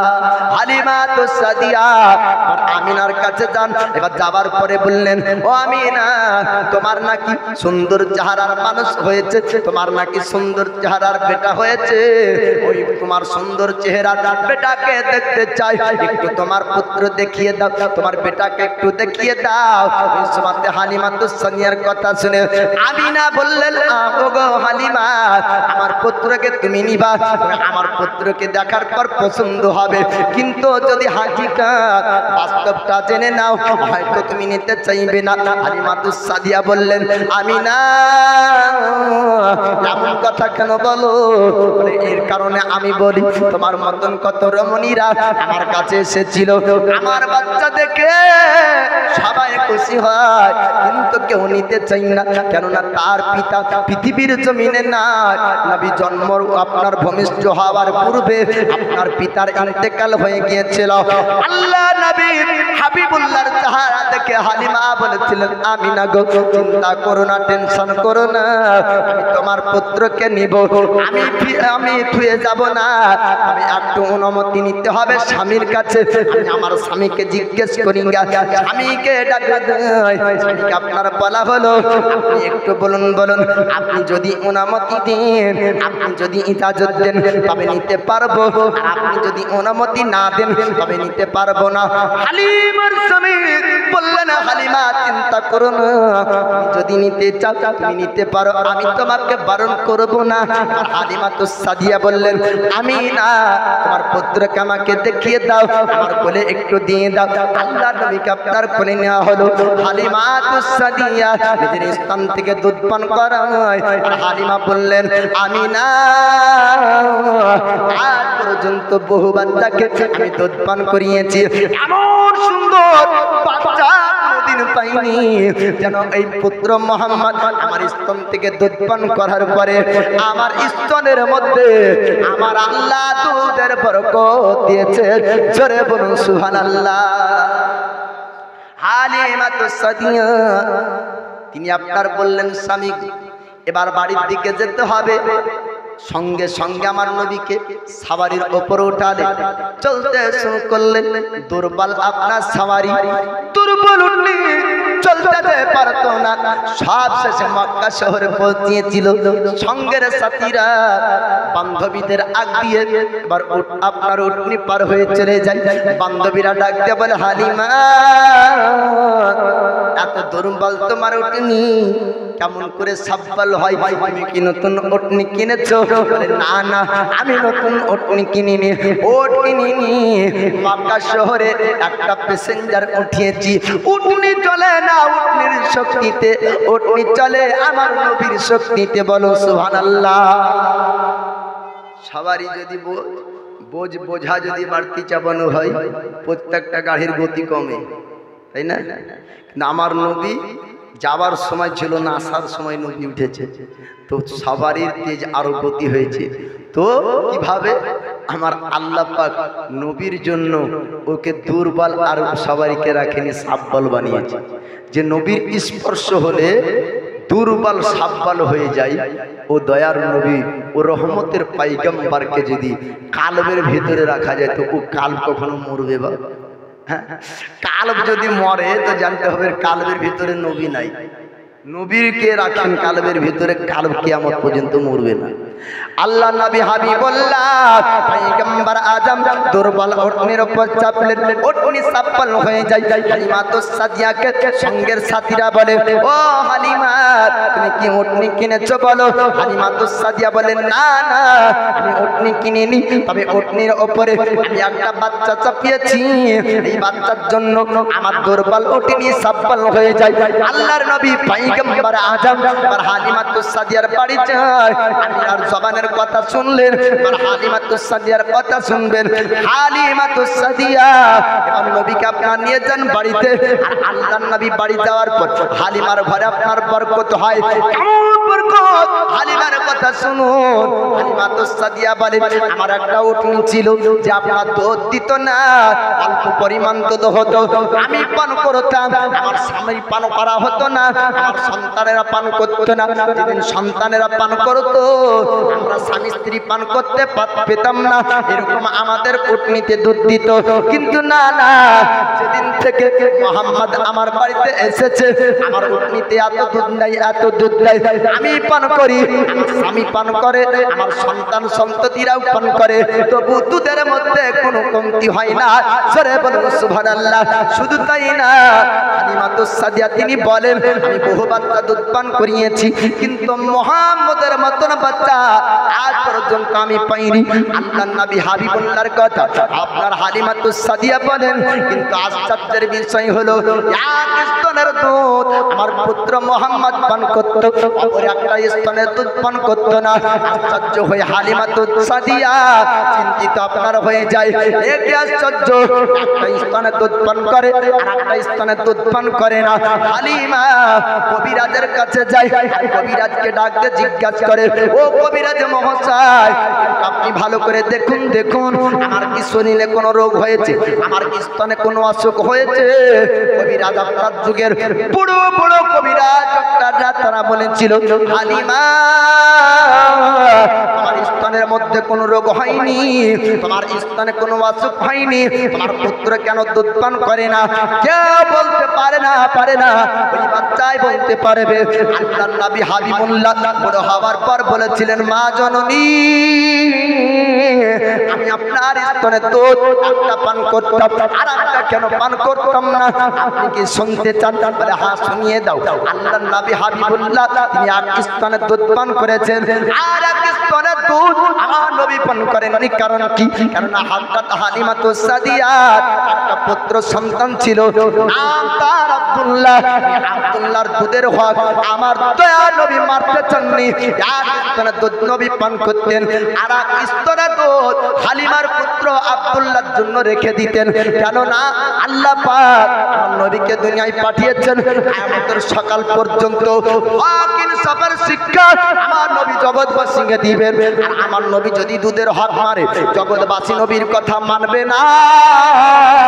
দুধ পান করার মৌসুম থেকে আরম্ভ করে ৬৩ বছরের জিন্দেগির মধ্যে আমার নবীর চলা বলার মধ্যে কিঞ্চিত ত্রুটি আপনার নাই। রহমতের পয়গম্বর, জোরে বলুন সুবহানাল্লাহ। দুধ পান করার মৌসুম থেকে কোনো ত্রুটি নাই। দুনিয়ার বাচ্চারা বহু খেলায় লিপ্ত হয়, আল্লাহর নবী হাবিবুল্লাহ কোনদিন কোন বাচ্চার সঙ্গে আপনার খেলতেন না, নবীর খেলো না। তবে কি শুনুন শুনুন, হালিমাতুস সাদিয়া তিনি বলেন, আমি দোলনার উপর রাখতাম আমার পুত্র মুহাম্মদকে, দোলনার উপর রাখা হতো আমার পুত্র মুহাম্মদকে।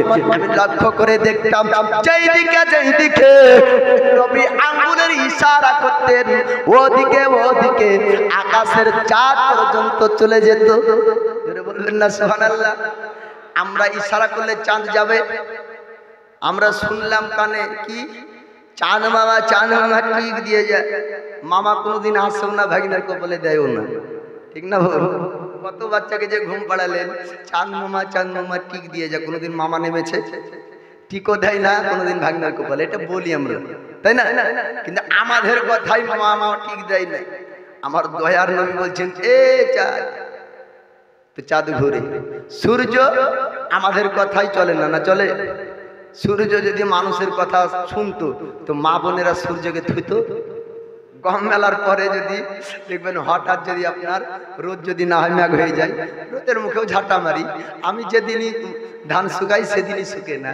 পানির মুখে বাঢ়ন মারবে, ঝাঁটা মারবে, ঝড়ের মুখে ঝাঁটা মারি, বাঢ়ন মারি, গুনাহে কাবিরা হবে, ইমান নষ্ট হয়ে যাবে। মা বোনেরা জবানকে সাবধান করবেন। জি, আল্লাহ পানি বর্ষণ করেন, আল্লাহ পানি দিলে পানি হয়, আল্লাহ রোদ দিলে রোদ হয়, আল্লাহ বাতাস দিলে বাতাস হয়, আল্লাহ হাওয়া দিলে হাওয়া হয়, আল্লাহ না দিলে হয় না। এটা আল্লাহ দিচ্ছেন আর আপনি গালি দিচ্ছেন, মানে কি আল্লাহর দিওয়াকে আপনি গালি দিচ্ছেন। গুনাহ তো হবে হবে, ঈমান শুদ্ধ চলে যাবে। মা বোনেরা জবানকে হেফাজত রাখবেন। তো আমরা সূর্যকে ডাকলেও আসবে না, যেতে বললেও যাবে না। যে খুবই গরম পড়ছে, সূর্য তো একটু হট না রে, একটু ছায়া দিবে। যে তোর ইশারা আমি চলি না, আল্লাহর ইশারায় চলি। সূর্য ডুবে গেছে, হযরত আলী বলছেন নবী গো, কি বলে? সূর্য ডুবে গেল, চোখ দিয়ে পানি ঝরে, আসরের নামাজ হয়নি। নবী বলছেন তুমি নামাজ পড়বে আলী? তুমি কি আদা করবে? ইয়া রাসূলুল্লাহ কি করে করবো, তো মাগরিবের রাত হয়ে যাচ্ছে, তুমি কি আদা নামাজ পড়বে?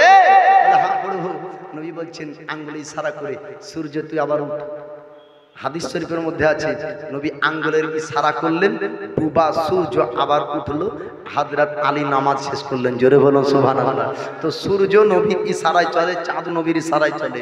তো হযরত হালিমা বলছেন দোলনার উপর শুয়ে আমার পুত্র মোহাম্মদ যেদিকে যেদিকে আঙ্গুল ঘোরাই সেদিকে সেদিকে চাঁদ ঘুরে। নবীর খেলনা হলো আকাশের চাঁদ, নবীর খেলনা হলো আকাশের আপনার সূর্য। দয়ার নবীজি আমরা তোমায় বলতে পারি না, তোমার আম্মা আমি না গো, তোমার দুধ মা হালিমা, তোমার আম্মা আমি না গো, তোমার দুধ মা হালিমা। দয়ার নবীজি আমরা তোমায় বলতে পারি না, তোমার আম্মা আমি না গো, তোমার দুধ মা হালিমা, তোমার আম্মা আমি না গো, তোমার দুধ মা হালিমা। তুমি যখন এলে মা আমিনার ঘরে, খোদার ফারিস্তা আসেছে ঘরে, তুমি সিরাতে রাসূল মারিফাতেরি বুলবুল, তুমি সিরাতে রাসূল মারিফাতেরি বুলবুল, তোমার দুয়া কবুল করতে খোদা দেরি করে না। তোমার আম্মা আমি না গো, তোমার দুধ মা হালিমা, তোমার আম্মা আমি না গো, তোমার দুধ মা হালিমা। দয়ার নবীজি আমরা তোমায় ভুলতে পারি না, দয়ার নবীজি আমরা তোমায় ভুলতে পারি না, তোমার আম্মা আমি না গো, তোমার দুধ মা হালিমা, তোমার আম্মা আমি না গো, তোমার দুধ মা হালিমা। তুমি যখন গেলে মা হালিমার ঘরে,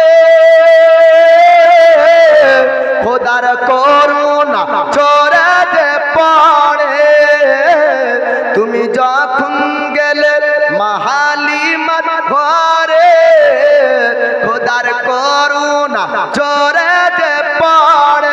মা হালিমা বলে খোদার রহম ঝরে পড়ে, মা হালিমা বলে খোদার রহম ঝরে পড়ে।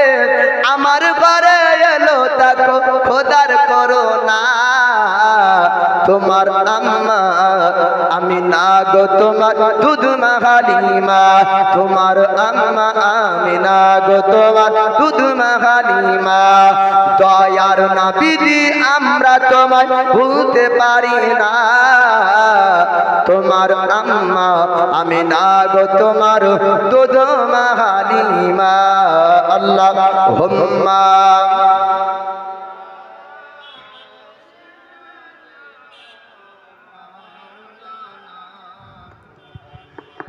ও আলা আলি সাইয়্যিদিনা মাওলানা মুহাম্মদ সাল্লি আলা মুহাম্মাদিন সাল্লু আলা हरदम ज़बान निकालो पाक नबी मोहम्मद हरदम ज़बान से निकालो शफियाना मुहम्मद सल्लल्लाहु ताला अलैहि वसल्लम। तो दयार नबी मायार नबी দোলনা থাকা অবস্থায় খেলে আকাশের চাঁদের সঙ্গে। দয়ার নবী মায়ার নবী যে হালিমাতুস সাদিয়ার স্তনে দুধ পান করলে সেই স্তনে বরকত হয়ে যায়। হালিমাতুস সাদিয়া বলেন আমার ঘরে পুত্র মোহাম্মদ, তো উটনির মধ্যে বরকত চলে আসে। শুধু তাই না, হালিমাতুস সাদিয়া বলেন আমার ঘরের গরিবি দূর হলো আমার পুত্র মোহাম্মদের জন্য। বলেন সুবহানাল্লাহ। হালিমাতুস সাদিয়া তিনি আপনার বলেন শুধু তাই না, আমি অন্য বাচ্চাদেরকে দুধ পান করাতাম, রাত্রি বেলায় কাঁদতো আমার বাচ্চাও রাত্রি বেলায় কাঁদতো, কারো পেট ভরতো না। দুই বাচ্চাকে আমি পেট ভর্তি করাতে পারতাম না, দুই বাচ্চাই কান্না করতো, আমার দুধ বেটাও কাঁদতো, আমার পুত্রও কান্না করতো। কিন্তু না না, আমি মোহাম্মদকে যেদিন থেকে দুধ পান করাতে শুরু করলাম, রাত্রি বেলায় আব্দুল্লাহ আমার পুত্র কান্না করে না আর মোহাম্মদও কান্না করে না। দুই বেটা দুধে আপনার পেট ভর্তি হয়ে যেত, দুজনেই আপনার কান্না করতো না। সারা রাতের মধ্যে হালিমাতুস সাদিয়া বলতেন আমার আরামে ঘুম পাড়তে পেতাম, আমার রাত্রিতে কোনো অসুবিধা হতো না। হালিমাতুস সাদিয়া বলছেন শুধু তাই না, অন্য বাচ্চাকে দুধ পান করাতাম, দোলনার ওপর তাদেরকে শুয়ে দিতাম, আমি হালিমা কাজে লিপ্ত হয়ে যেতাম। হঠাৎ কান্না করতো, আমি কাজকে রেখে দিতাম আর ছুটতে লাগতাম বাচ্চার কাছে। কাজে আমার মন বসতো না, আমি কাজ ভালো করে করতে পারতাম না। কিন্তু মোহাম্মদকে আমি যেদিন থেকে দুধ পান করাই, আমি যেই দিন থেকে মোহাম্মদকে ঘরে নিয়ে এসেছি, আমার কাজে কোনো অসুবিধা হয় না। আমি দোলনার উপরে আমার পুত্র মোহাম্মদকে রেখে আমি কাজে লিপ্ত হয়ে যাই। হঠাৎ আমার চিন্তা হয় হয়তো দোলনা থেমে গিয়েছে, হয়তো বাচ্চা কান্না করবে, আমি ছুটতে লাগি, আমি দোলনার কাছে আসি, কিন্তু না না, দোলনা কোনোদিন থামতো না, দোলনাকে যেন দোলনা দিত। জোরে বলুন সুবহানাল্লাহ। এমনি এমনি হালিমাতুস সাদিয়া বলে দোলনাকে হিলা দেখতে পেতাম, কিন্তু হিলানেওয়ালা দেখতে পেতাম না। কি যেন দোলনাতে দোলনা দিত, দোলনা যে দিত তাকে দেখতাম না, কিন্তু দোলনা কোনোদিন থামতো না। আল্লাহ পাক জিবরিল আমিন ফেরেশতাকে হুকুম করতেন যাও যাও, ওই দেখো পৃথিবীর জমিনে আমার হাবিব দোলনার উপরে হালিমা কাজে লিপ্ত হয়ে গিয়েছে, দোলনা হয়তো থেমে যাবে। আল্লাহ পাকের ফেরেশতা আপনার আসতো দুনিয়ার জমিনে, জিবরিল আমিন আসার পর দোলনার উপর দোলনা দেয়, আমার নবীর দোলনা আপনার দোলনা দিতেন আল্লাহর মালায়েকা, আল্লাহর ফেরেশতা আপনার জিবরিল আমিন। হালিমাতুস সাদিয়া বললেন শুধু তাই না আমার বাচ্চা আমার পুত্র মুহাম্মদকে আমি যেই দিন থেকে আমার ঘরের মধ্যে নিয়ে আসলাম, আমার কোনো বাচ্চা সারা রাতি, আমার কোনো বাচ্চা কান্নাও করতো না, কোনো বাচ্চা বদমাইশি করতো না, প্রত্যেক বাচ্চা আমার পুত্র মুহাম্মদের সঙ্গে আনন্দই কাটাতো। জোরে বলুন সুবহানাল্লাহ। দুধ পান করার মৌসুম যখন আপনার শেষ হয়ে গেল, আপনার কথা মোতাবিক চুক্তি মোতাবিক আমিনার কাছে আপনার নিয়ে আসবে হালিমাতুস সাদিয়া। এবার নিয়ে আসার পরে আমিনার কাছে আল্লাহর নবীকে আপনার নিয়ে আসা হলো। আমিনা মন তো চাই না যে তোমার কাছে আমার পুত্র দিব, কিন্তু আমি তো তোমার কাছে দিব, দুধ পান করার টাইম শেষ হয়ে গিয়েছে। আল্লাহ নবী আল্লাহর পয়গম্বর হাবিবুল্লাহ তুমি আপনার ছোট্ট অবস্থায় আমিনার কাছে আবার যাই। মা জননী আমি আপনার দেখার পরে আর সেই সময় বলেছিলেন হালিমা আমার পুত্রকে আনন্দ করে নিয়ে গেলে আবার কেন আবার রেখে যাও। এবার আমিনাকে আপনার হালিমা বলে আমিনা দুধ পান করার সময় শেষ, এবার তো আমাকে তোমার কাছে জমা দিতে হবে, এর জন্য নিয়ে এসেছি। আমিনা বললেন ও হালিমা শুনুন শুনুন, মক্কা শহরে একটা রোগ হয়েছে, একটা অসুখ হয়েছে, তার কারণে আমার পুত্র মুহাম্মদকে আবার তুমি নিয়ে যাও। আল্লাহ নবী হাবিবুল্লাহকে আবার নিয়ে যাওয়ার সুযোগ এসেছে হালিমাতুস সাদিয়ার। হালিমাতুস সাদিয়া আবার আমার দয়ার নবীকে নিয়ে যাবেন। একবার দরুদে পাক পড়েন তো, আল্লাহুম্মা সাইয়্যিদিনা মাওলানা মুহাম্মদ ওয়া আলা আলি সাইয়্যিদিনা মাওলানা মুহাম্মদ সাল্লাল্লাহু আলা মুহাম্মাদিন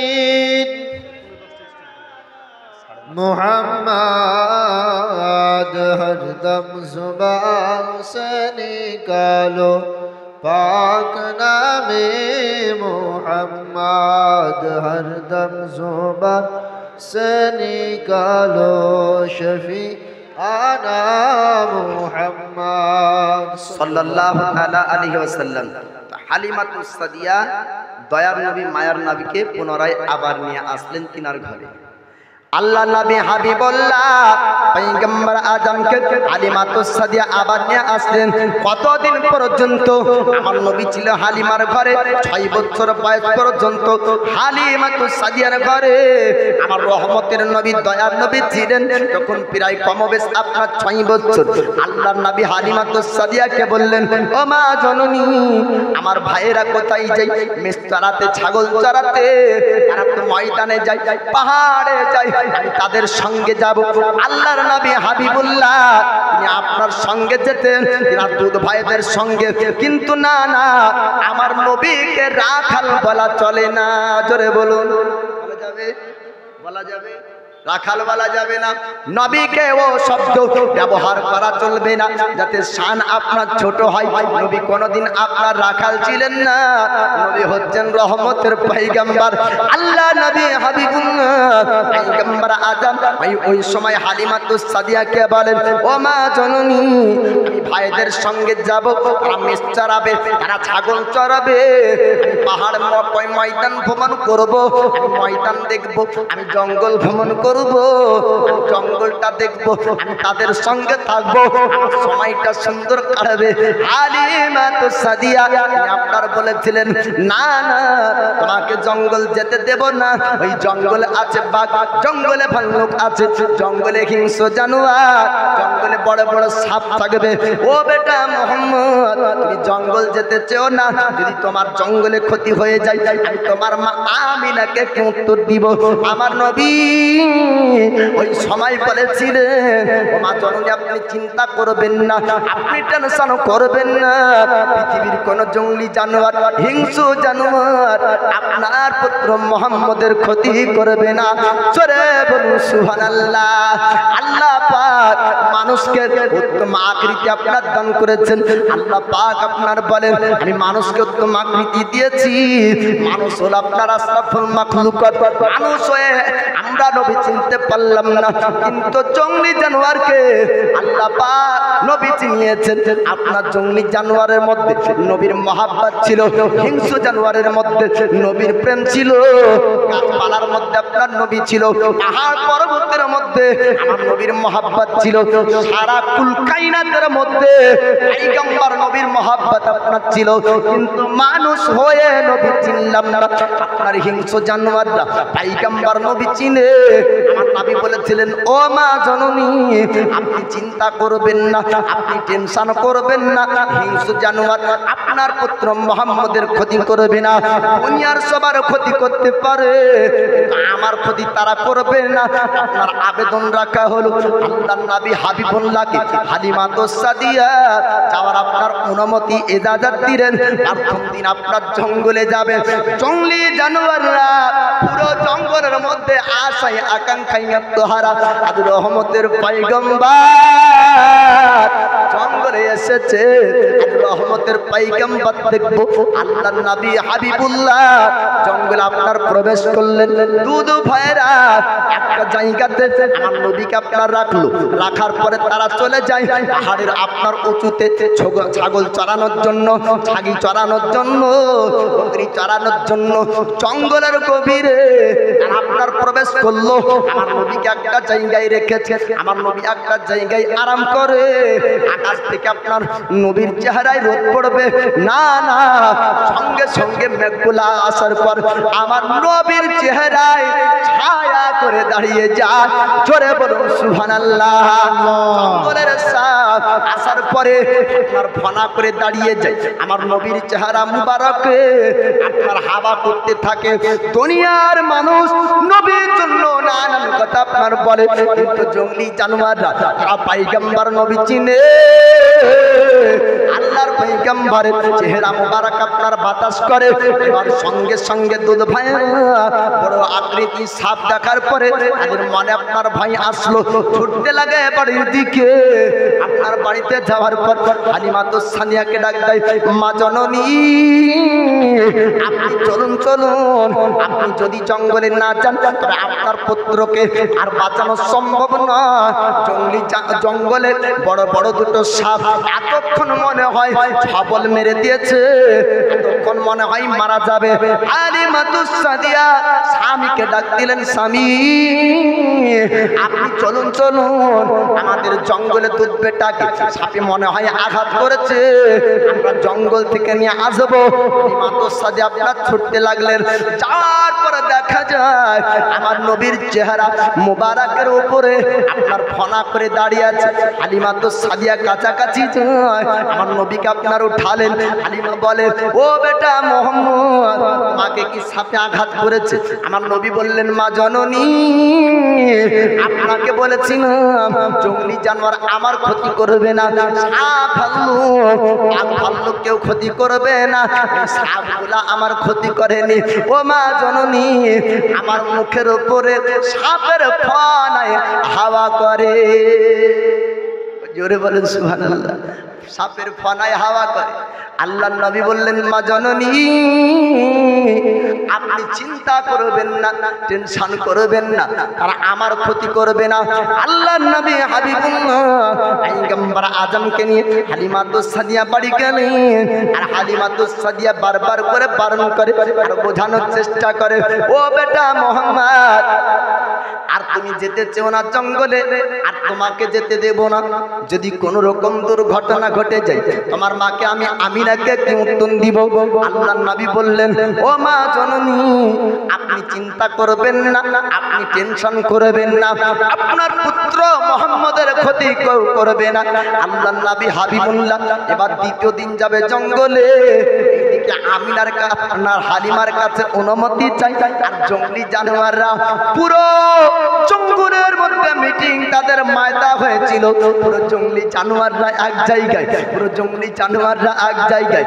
রহমতের পয়গম্বর দেখবে জঙ্গলি জানোয়াররা তাদের পরিভাষায় তারা আলোচনা করে সবাই সবকে ডাকার পরে এক জায়গায় তারা জমায়েত হয়েছে। বাঘের সামনে হরিণ থাকবে না, আর হরিণকে দেখতে পেলে বাঘ আপনার রাখবে না, এটাই বাস্তব। কিন্তু না না, আমার নবীর চেহারার সামনে বাঘের অন্তরে হিংসা নাই, আর হরিণের ভিতরেও ভয় নাই। জোরে বলবেন না? जान जेते पारे नबी देखबो मोहम्मद की मोहब्बत दीने हक की शर्ते अव्वल है। अगर इसमें हो कुछ खामी तो सब कुछ ना मुकम्मल है। नबीर मोहब्बत दीन इस्लामेर प्रथम खुटी एटाती यदि मुकम्मल ना है तो कोनटाती मुकम्मल नहीं। सजदा बोलें, रुकू बोलें, तिलावत बोलें, नामाज बोलें, रोजा बोलें, तो नबीर मोहब्बत मूल। हरिण बोलছে আমি নবীকে ভালোবাসি, जान चले जाक। আপনার হরিণ জানের ভয় করে না, বাঘ হরিণ খাওয়ার আশা করে না। হরিণ বাঘ এক জায়গায়, হিংসু জানোয়ার এক জায়গায়। কেন? নবী আজ দেখবে, প্রথম দিন তারা দেখতে পায়নি, দ্বিতীয় দিন দেখবে। আপনারা বলবেন যে পশু পাখিরা তারা আবার মিটিং জানে নাকি? পশু পাখিরা যদি ভাষা না জানতো তারা দুনিয়াতে চলতো কি করে? জি, ছাগলের বাচ্চাতে মিয়া মিয়া করলে মায়ের দুধ দেয়, ঠিক না ভুল? ওর ভাষা ও বুঝে, আপনি বুঝবেন না। বলছে মৌলভী সাহেব এর পেছনে কি কিছু দলিল আছে? বলা আছে কি? আল্লাহ বলছেন সাব্বাহা লিল্লাহি মা ফিস সামাওয়াতি ওয়া মা ফিল আরদ। আসমান জমিনের মধ্যে যাহা কিছু আছে আল্লাহর তাসবিহ করে। আপনি বলেন যে সাজিনা গাছের তাসবিহটা কেমন শুনেছে? বলেন না, অস্বীকার করলে ঈমান চলে যাবে। বলে কেন? প্রত্যেকটা দুনিয়ার গাছ আল্লাহর তাসবিহ করে, কোরআনে আছে। তো ওর ভাষা আপনি আমি বুঝতে পারবো না, তো তাদের ভাষা তারাই বুঝে, আমাদের ভাষা আমরা বুঝবো, তাই না? তো জঙ্গলি জানোয়ার এক জায়গায় দয়ার নবী যাবে, নবীর চেহারা জানোয়ার পশুরা দেখবে। যেমন আদম পয়গম্বরকে দুনিয়াতে আল্লাহ পাক পাঠালেন জান্নাত থেকে, তো বনের হরিণরা বলছে চল আজ নবী এসেছে, পয়গম্বর এসেছে দেখব। যাওয়ার পরে আপনার আদম নবীকে দেখলে যে হরিণ, তাদের শরীরে অটোমেটিক জান্নাতি খুশবু চলে আসে। জোরে বলবেন না সুবহানাল্লাহ। ও হরিণ জঙ্গলে আসার পর গোটা জঙ্গল ছড়িয়ে গেল জান্নাতি খুশবুতে। হরিণ দল বেঁধেছে তাদের কাছে, আসলে কি ব্যাপার রে, আমাদের শরীরে বুগড়া বুগড়া গ্যাস করে, তোর শরীরে এত সুগন্ধি কোথায়? তো বলছে আজকে জান্নাতি মানুষ দেখেছি। কি মানুষ? জান্নাতি মানুষ। আজ নবী দেখেছি, পয়গম্বর দেখেছি, আর নবীর দিদারে এই জান্নাতি খুশবু পেয়েছি। তাই নাকি? বলে হ্যাঁ, এই খুশবু আমাদের লাগবে, চল। এরা দল বেঁধে আবার গেল আদম নবীর কাছে। ঘুরে আসার পরে গায়ের গন্ধ দূর হয়, গায়ের গন্ধ দূর হলো না। হরিণের পরিভাষায় বলে কি ব্যাপার, তোদের গায়ে সুগন্ধি, আমার গায়ে দুর্গন্ধ, কি ব্যাপার? একই জায়গায় থেকে গেলাম। বলছে আমরা গিয়েছিলাম খুশবু লিয়ার আসাতে না, নবী দেখার আসাতে। নিয়াত ছিল আলাদা, নিয়াত গুণে ফল পেয়েছি। হ্যাঁ, ইন্নামাল আমালু বিন্নিয়াত, প্রত্যেকটি আমল নির্ভর করে তার নিয়াতের উপর। আপনি কামাই করতে যাবেন সৌদি আরবে, আর বলবেন যে হাজী সাহেব, হবে না। নিয়াত বেঁধে যেতে হবে, বাড়ি থেকে সাচ্চা ইরাদা বেঁধে যেতে হবে। হ্যাঁ, টাকার অভাবে গরিব মানুষ যদি কাজ করতে গিয়ে ওর নিয়াত যদি সাচ্চা থাকে, যদি উমরা করে, তো তার উমরা কবুল হবে বাবা। কিন্তু তার নিয়াত এমন হতে হবে যে আল্লাহ, আমি গরিব ব্যক্তি, ঘুরে যাওয়ার পর আসার সমর্থন হয় তার জুটাতে পারবো না, আল্লাহ এর মাধ্যমে তোমার কাবার তওয়াফ করতে চাই, এরকম নিয়াত ওর মধ্যে রাখতে হবে। তো হরিণ বলছে যে কি ওর নিয়াত ছিল নবী দেখা, তো খুশবু পেল, আর এর নিয়াত ছিল খুশবু পাওয়া, তো গায়ের দুর্গন্ধ হয়ে থাকবে, তো নিয়াত ওরকম লাগবে। তো আল্লাহর নবী জঙ্গলে যাবে, এই পশুদের নিয়াত হলো নবীর চেহারা দেখবো। নবীর চেহারা দেখার জন্য বাঘ বলছে হরিণ খাবো না, হরিণ বলছে তোকে বাঘ থাকলেও ভয় করবো না। আল্লাহ নবী হাবিবুল্লাহ এবার দ্বিতীয় দিন জঙ্গল যাবে। হালিমা তো সাদিয়া বলেন, ও বেটা মোহাম্মদ, প্রথম দিন হয়তো ক্ষতি হয়নি, দ্বিতীয় দিন ক্ষতি হয়ে যাবে, তোমায় জঙ্গল যেতে দেব না। আল্লাহর পয়গম্বর হাবিবুল্লাহ আপনার ওই সময় বলেছিলেন, ও মা জননী, আপনি চিন্তা করবেন না, আপনি টেনশন করবেন না, পৃথিবীর জমিনে কোনো পাক বলল আমার ক্ষতি করতে পারবে না। আল্লাহর পয়গম্বর বললেন, ও মা জননী, আপনি টেনশন করবেন না, জঙ্গলের বাঘ ভাল্লুক আমায় চিনে, দুনিয়ার পশুরা আমাকে চিনে, তারা আমার ক্ষতি করবে না। আল্লাহর পয়গম্বর দ্বিতীয় দিন চললেন, একটা জায়গায় নবীকে রাখা হলো, পাহাড়ের উঁচুতে চলে যায়, আপনার দুধ ভাইরা মোষ চড়াতে, আপনার বকরি চড়াতে ব্যস্ত হয়ে যায়। আল্লাহর পয়গম্বর আপনার লক্ষ্য করে দেখলেন হঠাৎ কান্নার আওয়াজ বাচ্চাদের। আমার নবী বললেন, জিজ্ঞাসা করেন দুধ ভাইদেরকে, ও ভাই তোমরা কেন কান্না করো? বাড়ির দিকে ছুটতে লাগে। আমার নবী বললেন, ভাই তোমরা একটু দাঁড়িয়ে যাও, এমন করে তোমরা ছুটবে না। ভাই তারা আপনার বলল, ও ভাই মোহাম্মদ, তুমি বাড়ির দিকে চলে আসো, যদি তুমি জঙ্গলে থাকো কেউ বাঁচাতে পারবে না। কেন বাঁচাতে পারবে না? আমার নবী বললেন, ভাই তোমরা চিন্তা কেউ করবে না, তোমরা মনের কথা খুলে বলো, এবার তোমাদেরকে ভয় দেখালো, কি দেখে তোমরা ভয় করেছো? তোমাদেরকে কি কেউ মারার হুমকি দিয়েছে?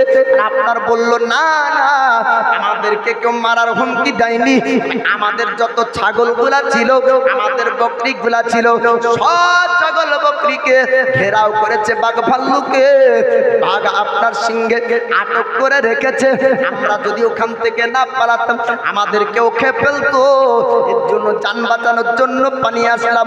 আল্লাহর নবী হাবিবুল্লাহ পয়গম্বর আজম বললেন, ও ভাই তোমরা দাঁড়িয়ে যাও, বাঘ ভাল্লুক ক্ষতি করবে না, আমি বাঘের সঙ্গে কথা বলবো, আমি হিংস্র জানোয়ারের সঙ্গে মোহাম্মদ কথা বলবো, তাদেরকে জিজ্ঞেস করবো, তারা কেউ আপনাদেরকে খাবে না। দুধ ভাইরা কথা শুনলো না, বাড়ির দিকে রওনা হয়। দয়ার নবী পয়গম্বর বাঘের সামনাসামনি হয়ে যায়। জোরে বলুন সুবহানাল্লাহ, সুবহানাল্লাহ। আল্লাহ নবী আমার ছোট্ট অবস্থা, আপনার ছোট্ট বয়সে আমার দয়ার রহমতের পয়গম্বর বাঘের সামনাসামনি হয়, আপনার হিংস্র জানোয়ারের সামনাসামনি। দুধ ভাইরা ডাক দেয় হালিমাকে, ও মা জননী আপনি আসুন আসুন। গ্রামবাসীদেরকে ডাকতে আমাদের ভাই মোহাম্মদকে আর বাঁচানো সম্ভব নয়, এতক্ষণ মনে হয় বাঘ ভাল্লুক আমার ভাইকে খেয়ে ফেলেছে।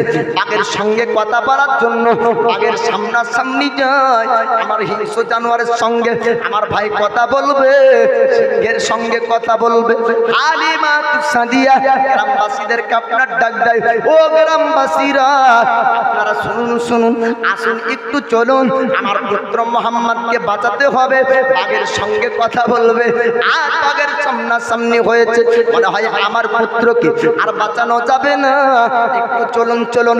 গ্রামবাসীরা হাতে বল্লভ, হাতে আপনার লাঠি নিয়ে চলতে শুরু করে জঙ্গলের দিকে। হালিমা তো সাদিয়া আপনার ছুটে বাঘ, আমার বাঘের সঙ্গে আমার নবী কথা বলে, বাঘ নবীর সঙ্গে কথা বলে। মানুষ বলবে, ও মাওলানা বাঘের ভাষা কেমন ছিল? আমার আল্লাহ পাক পৃথিবীর জমিনে যত জীব জানোয়ারকে পাঠিয়েছে সবার ভাষার পণ্ডিত করে আমার নবীকে আল্লাহ দুনিয়ায় দিয়েছে। সুবহানাল্লাহ। সবার ভাষার পণ্ডিত আমার নবী বাবা। কেন? বাঘের আলাদা নবী নাই, হরিণের আলাদা নবী নাই, জিনের আলাদা নবী নাই, অন্য কোন মাখলুকের আলাদা নবী নাই। সমস্ত মাখলুকেরই নবী হলো আমার নবী। বলেন সুবহানাল্লাহ। যুগে যুগে যে নবী এসেছে ও মানুষের জন্য রহমত আর বাকি মাখলুকের জন্য রহমত। জি, পশুদের ভাষা নবী বুঝতেন, জিনের ভাষা নবী বুঝতেন, ফেরেশতা মালায়েকার ভাষা নবী বুঝতেন। ও দয়ার নবী, মায়ার নবী বাঘেদের সঙ্গে কথা বলে, বাঘ ভাল্লুকেরা নবীর সঙ্গে কথা বলে। কিসের জন্য ঘেরাও, কিসের জন্য আটক করা হয়েছে? বাঘ ভাল্লুক বলে, হুজুর আটক করা হয়েছে ভোগ ক্ষুধার্তকে দূর করার জন্য না, নবী আপনার নূরানি চেহারাকে দেখার জন্য। জোরে বলুন সুবহানাল্লাহ। আপনার নূরানি চেহারাকে একবার দেখব বলে আপনার এই বাঘ ভাল্লুক আমরা সবাই একত্রিত হয়ে হিংস্র জানোয়াররা আজ এই ছাগল বকরিগুলাকে আটক করেছি। আল্লাহ নবী হাবিবুল্লাহ তিনি আপনার বললেন, ওরে বাঘ ভাল্লুক তোরা শোন, এই বকরিগুলাকে কি তোরা ক্ষতি করবি? বাঘ ভাল্লুক বললেন, না ইয়া রাসূলুল্লাহ, ইয়া হাবিবাল্লাহ, নবী গো ভক্তি আমরা দূর করার জন্য না, ভোগ মেটানোর জন্য না, আমাদের ক্ষুধার্তকে দূর করার জন্য না। ইয়া রাসূলুল্লাহ, ইয়া হাবিবাল্লাহ, নবী গো আপনি এসেছেন হালিমার ঘরে, আজ এক নয় দুই নয় প্রায় কমবেশ আজ 6 বছর আপনার হালিমার ঘরে কেটে গেল, আপনাকে কোনদিন দেখবো বলে সাহস আমরা করতে পারিনি। হুজুর আমরা যদি গ্রামে যেতাম, গ্রামবাসীরা আমাদের উপর হামলা করত, আমাদেরকে বল্লম মারত, তীর মারত, আমাদেরকে ক্ষত বিক্ষত করত। ইয়া রাসূলুল্লাহ তার জন্য যেতে পারিনি। প্রথম দিন আপনি জঙ্গলে এসেছেন, আপনাকে দেখবো মনে করলাম, কিন্তু চিন্তা হলো ইয়া রাসূলুল্লাহ, ইয়া হাবিবাল্লাহ, নবী গো আমরা বাঘ সিংহ যদি যেতাম, হরিণ যেত না, খরগোশ যেত না। ইয়া রাসূলুল্লাহ আমরা জঙ্গলি জানোয়ার, আমাদের পরিভাষাতে জঙ্গলে আলোচনা করেছি আজ রহমতের পয়গম্বর আসবে, কেউ কাউকে দেখে পালাবে না, আর কেউ কাউর উপর হামলাও করবে না, আর সবাই মিলে নবীর নূরানি চেহারা রহমতি পয়গম্বরের দিদার করব। জোরে বলুন সুবহানাল্লাহ। রহমতি পয়গম্বরের আজকে দিদার হবে, আজ কেউ কারো উপর আপনার হিংসা করবে না। আল্লাহর নবী হাবিবুল্লাহ তিনি বাঘের সঙ্গে আপনার কথা বলেন। আল্লাহর পয়গম্বর তিনি বাঘের সঙ্গে কথা বলেন। এদিকে গ্রামবাসীরা জঙ্গল, হালিমাতুস সাদিয়া জঙ্গলে, হালিমাতুস সাদিয়ার স্বামী জঙ্গলে। আর এই সময় হালিমাতুস সাদিয়া আমার নবীকে ডাক দেয়, ও বেটা মোহাম্মদ কি ব্যাপার, বাঘের সঙ্গে কি কথা বলো বলো।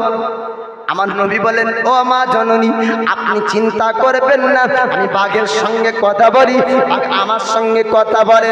বাঘ বলে, হুজুর যতদিন পর্যন্ত আপনার বকরি জঙ্গলে আসবে, আমরা কেউ আপনার বকরি খাবো না।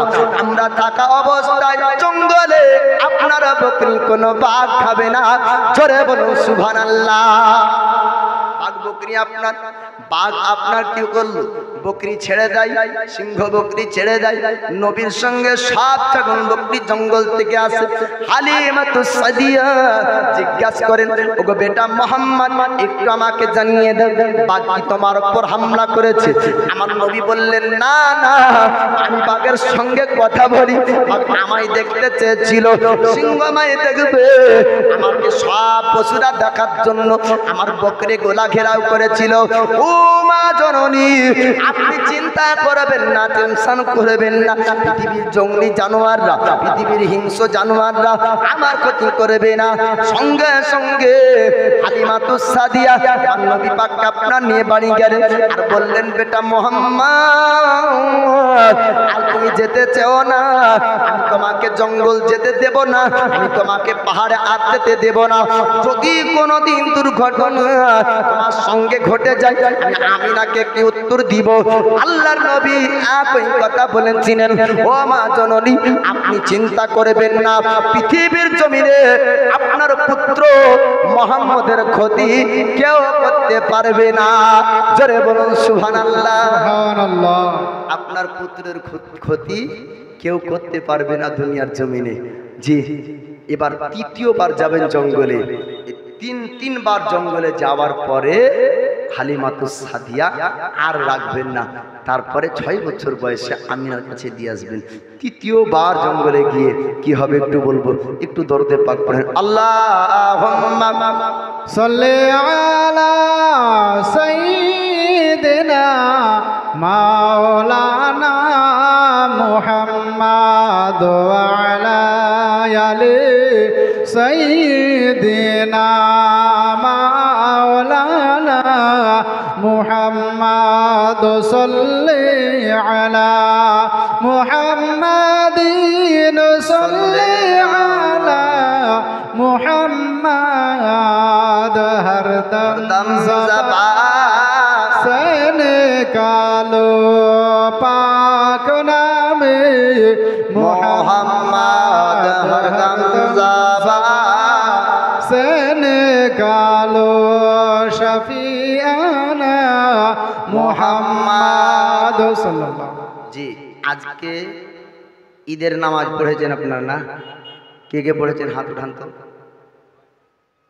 সুবহানাল্লাহ। নামাজ, ঈদের নামাজ পড়া হলো 2 রাকাত। ঈদের নামাজ হলো ওয়াজিব। কি নামাজ?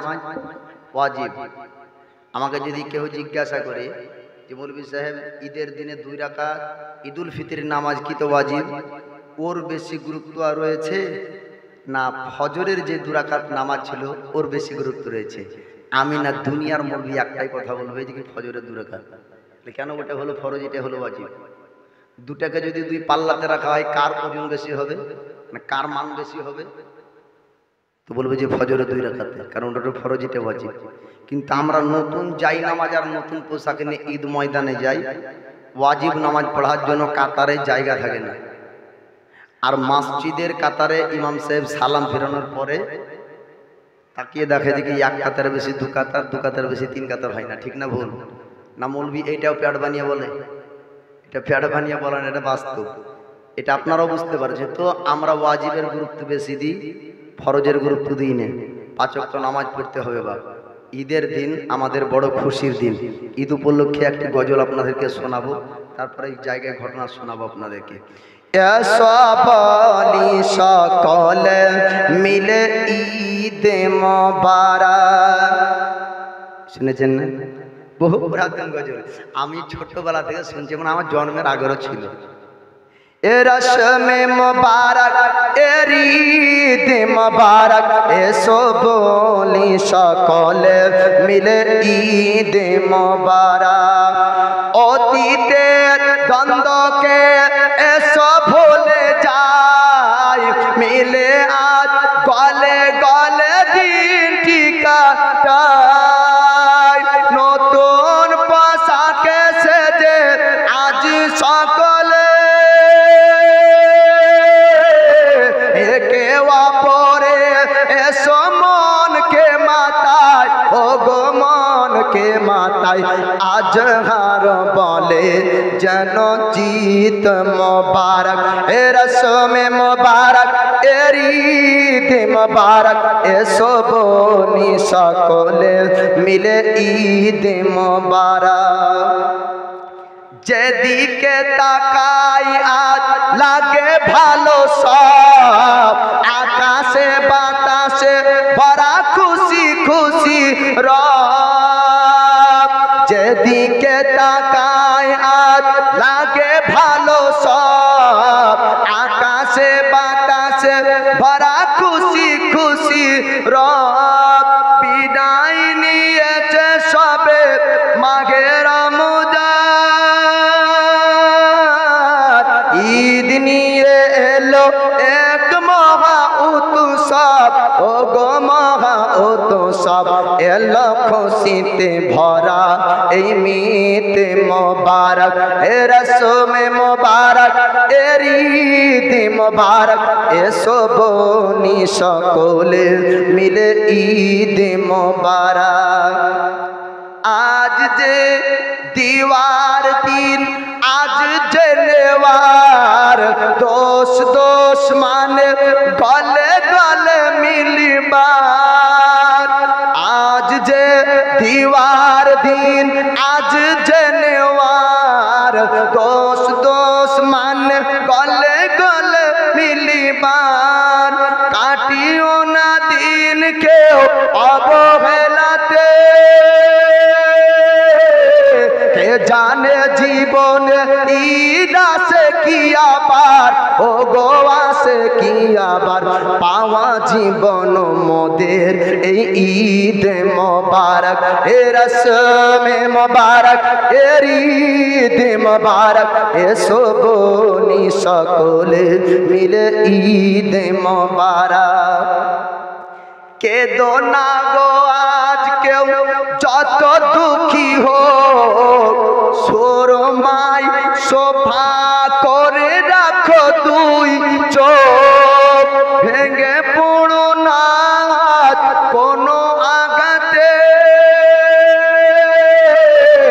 এসেছে ঈদের খুশি ভুলে যাও শোক ও গো ভুলে যাও শোক হোক সকলের তরে এই ঈদ মোবারক এ রসমে মোবারক এর ঈদ মোবারক এসো বলি সকলে মিলে ঈদ মোবারক তাই আজ সবাকার বলে গুলজার ঈদ হলো জান্নাতের এক প্রীতি উপহার বড়ই পবিত্র যেন এই ঈদের দিন এই দিন ভরা যে সারা রহমতে আল্লাহর ও গো রহমতে আল্লাহর মিলনেতে গাথা এই ঈদ মোবারক এ রসমে মোবারক এর ঈদ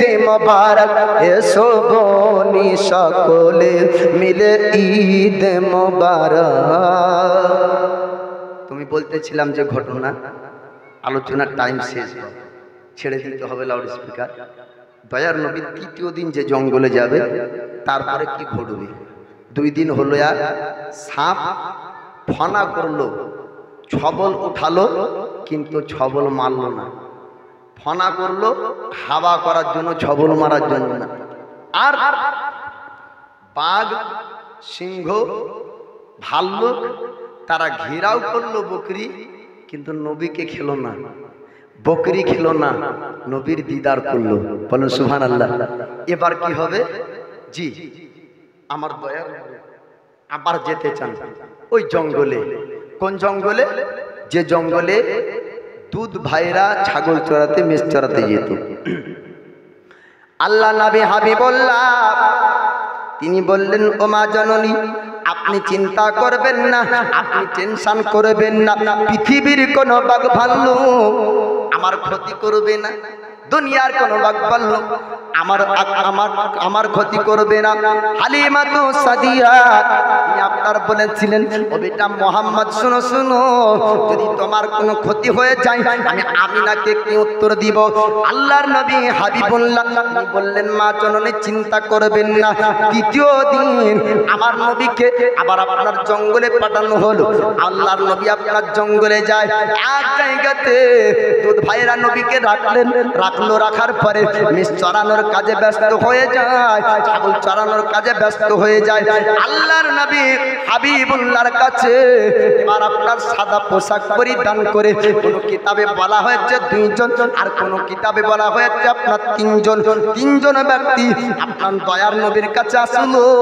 হাতে তাদের আপনার ছোরা ছিল, তাদের হাতে তরবারি। আপনার দেখার পর দুধ ভাইরা ছুটতে লাগলো হালিমাতুস সাদিয়ার কাছে। আসার পরে বললেন মা জননী আপনার পুত্র মুহাম্মদকে আর বাঁচানো সম্ভব হবে না। এতদিন বাঘ ক্ষতি করলো না, ভাল্লু ক্ষতি করলো না, সাপ ক্ষতি করলো না, তবে 2 জন আপনার অপরিচিত ব্যক্তি, 3 জন অপরিচিত ব্যক্তি সুন্দর সুন্দর সাদা পোশাক লেবাস পরিধান করে, তাদের হাতে আছে ছুরা, তাদের হাতে আছে তরবারি। এই তরবারি যে এতক্ষণ মনে হয় জবাই করবে, এর জন্য চলুন চলুন আপনার পুত্রকে বাঁচাতে হবে, এর জন্য আপনার চলতে শুরু করবে। হালিমাতুস সাদিয়া স্বামীকে আপনার ডাক দিলেন, ও গ্রামবাসীরা আপনারা আসুন আসুন, আমার পুত্রকে মনে হয় বাঁচানো যাবে না, মনে হয় কোনো ডাকাত এসেছে, আর মনে হয় কোনো ছেলে ধরা ধরবে, এর জন্য হালিমাতুস সাদিয়া চিন্তিত হয়। নারায়ে তাকবীর, আল্লাহু আকবার। জোর আওয়াজে বলেন, বক্তা আসছে, প্রধান বক্তা। নারায়ে তাকবীর, আল্লাহু আকবার। নারায়ে রিসালাত, ইয়া রাসূলুল্লাহ, সালাকে আলা হযরত, জিন্দাবাদ। উলামায়ে আহলে সুন্নাত, জিন্দাবাদ। দ্বীন ইসলাম, জিন্দাবাদ। দ্বীন ইসলাম, জিন্দাবাদ। জীবনী গায়ক বক্তা হযরত কারি মাওলানা আলী হুসাইন রিজভী সাহেব, জিন্দাবাদ। নারায়ে তাকবীর, আল্লাহু আকবার। নারায়ে রিসালাত, ইয়া রাসূলুল্লাহ। সুবহানাল্লাহ। দেখেন আলী হোসেন যেমন নাম তেমন কাম। জি, প্রধান বক্তা স্টেজে চলে এসছেন, তিনি বক্তব্য রাখবেন। জি বাবজি, আমার নাম আলী আবার হোসাইন। জি, আলীর নাম নিলে আপনার কাফেরেরা সেই সময়তে থরথর করে কাঁপত।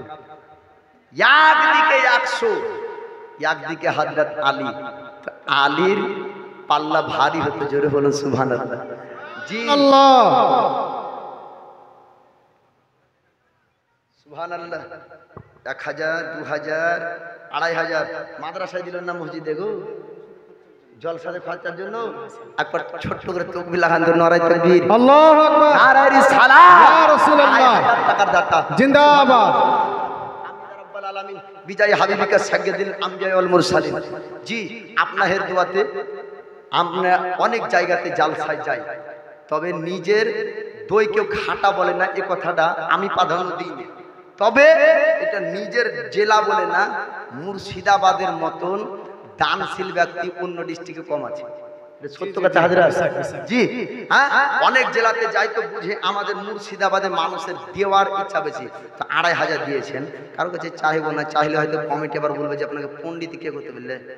হ্যাঁ, আমরা চাহার জন্য জালসা দিয়েছি, আমরা জালসা দিয়েছি মানুষকে শোনানোর জন্য, হ্যাঁ, মানুষের নেকির জন্য। সুবহানাল্লাহ। কমিটি বলুক চাহে না বলুক, আপনারা 500, 100, 200 করে দিয়েন বাবা, সুবহানাল্লাহ, নেকি পাবেন। নাবির মাহফিল সাজাতে যদি 1 দিরহাম কেউ দান করে, আল্লাহ পাক তার আমলে তো নেকি দিবেন এবং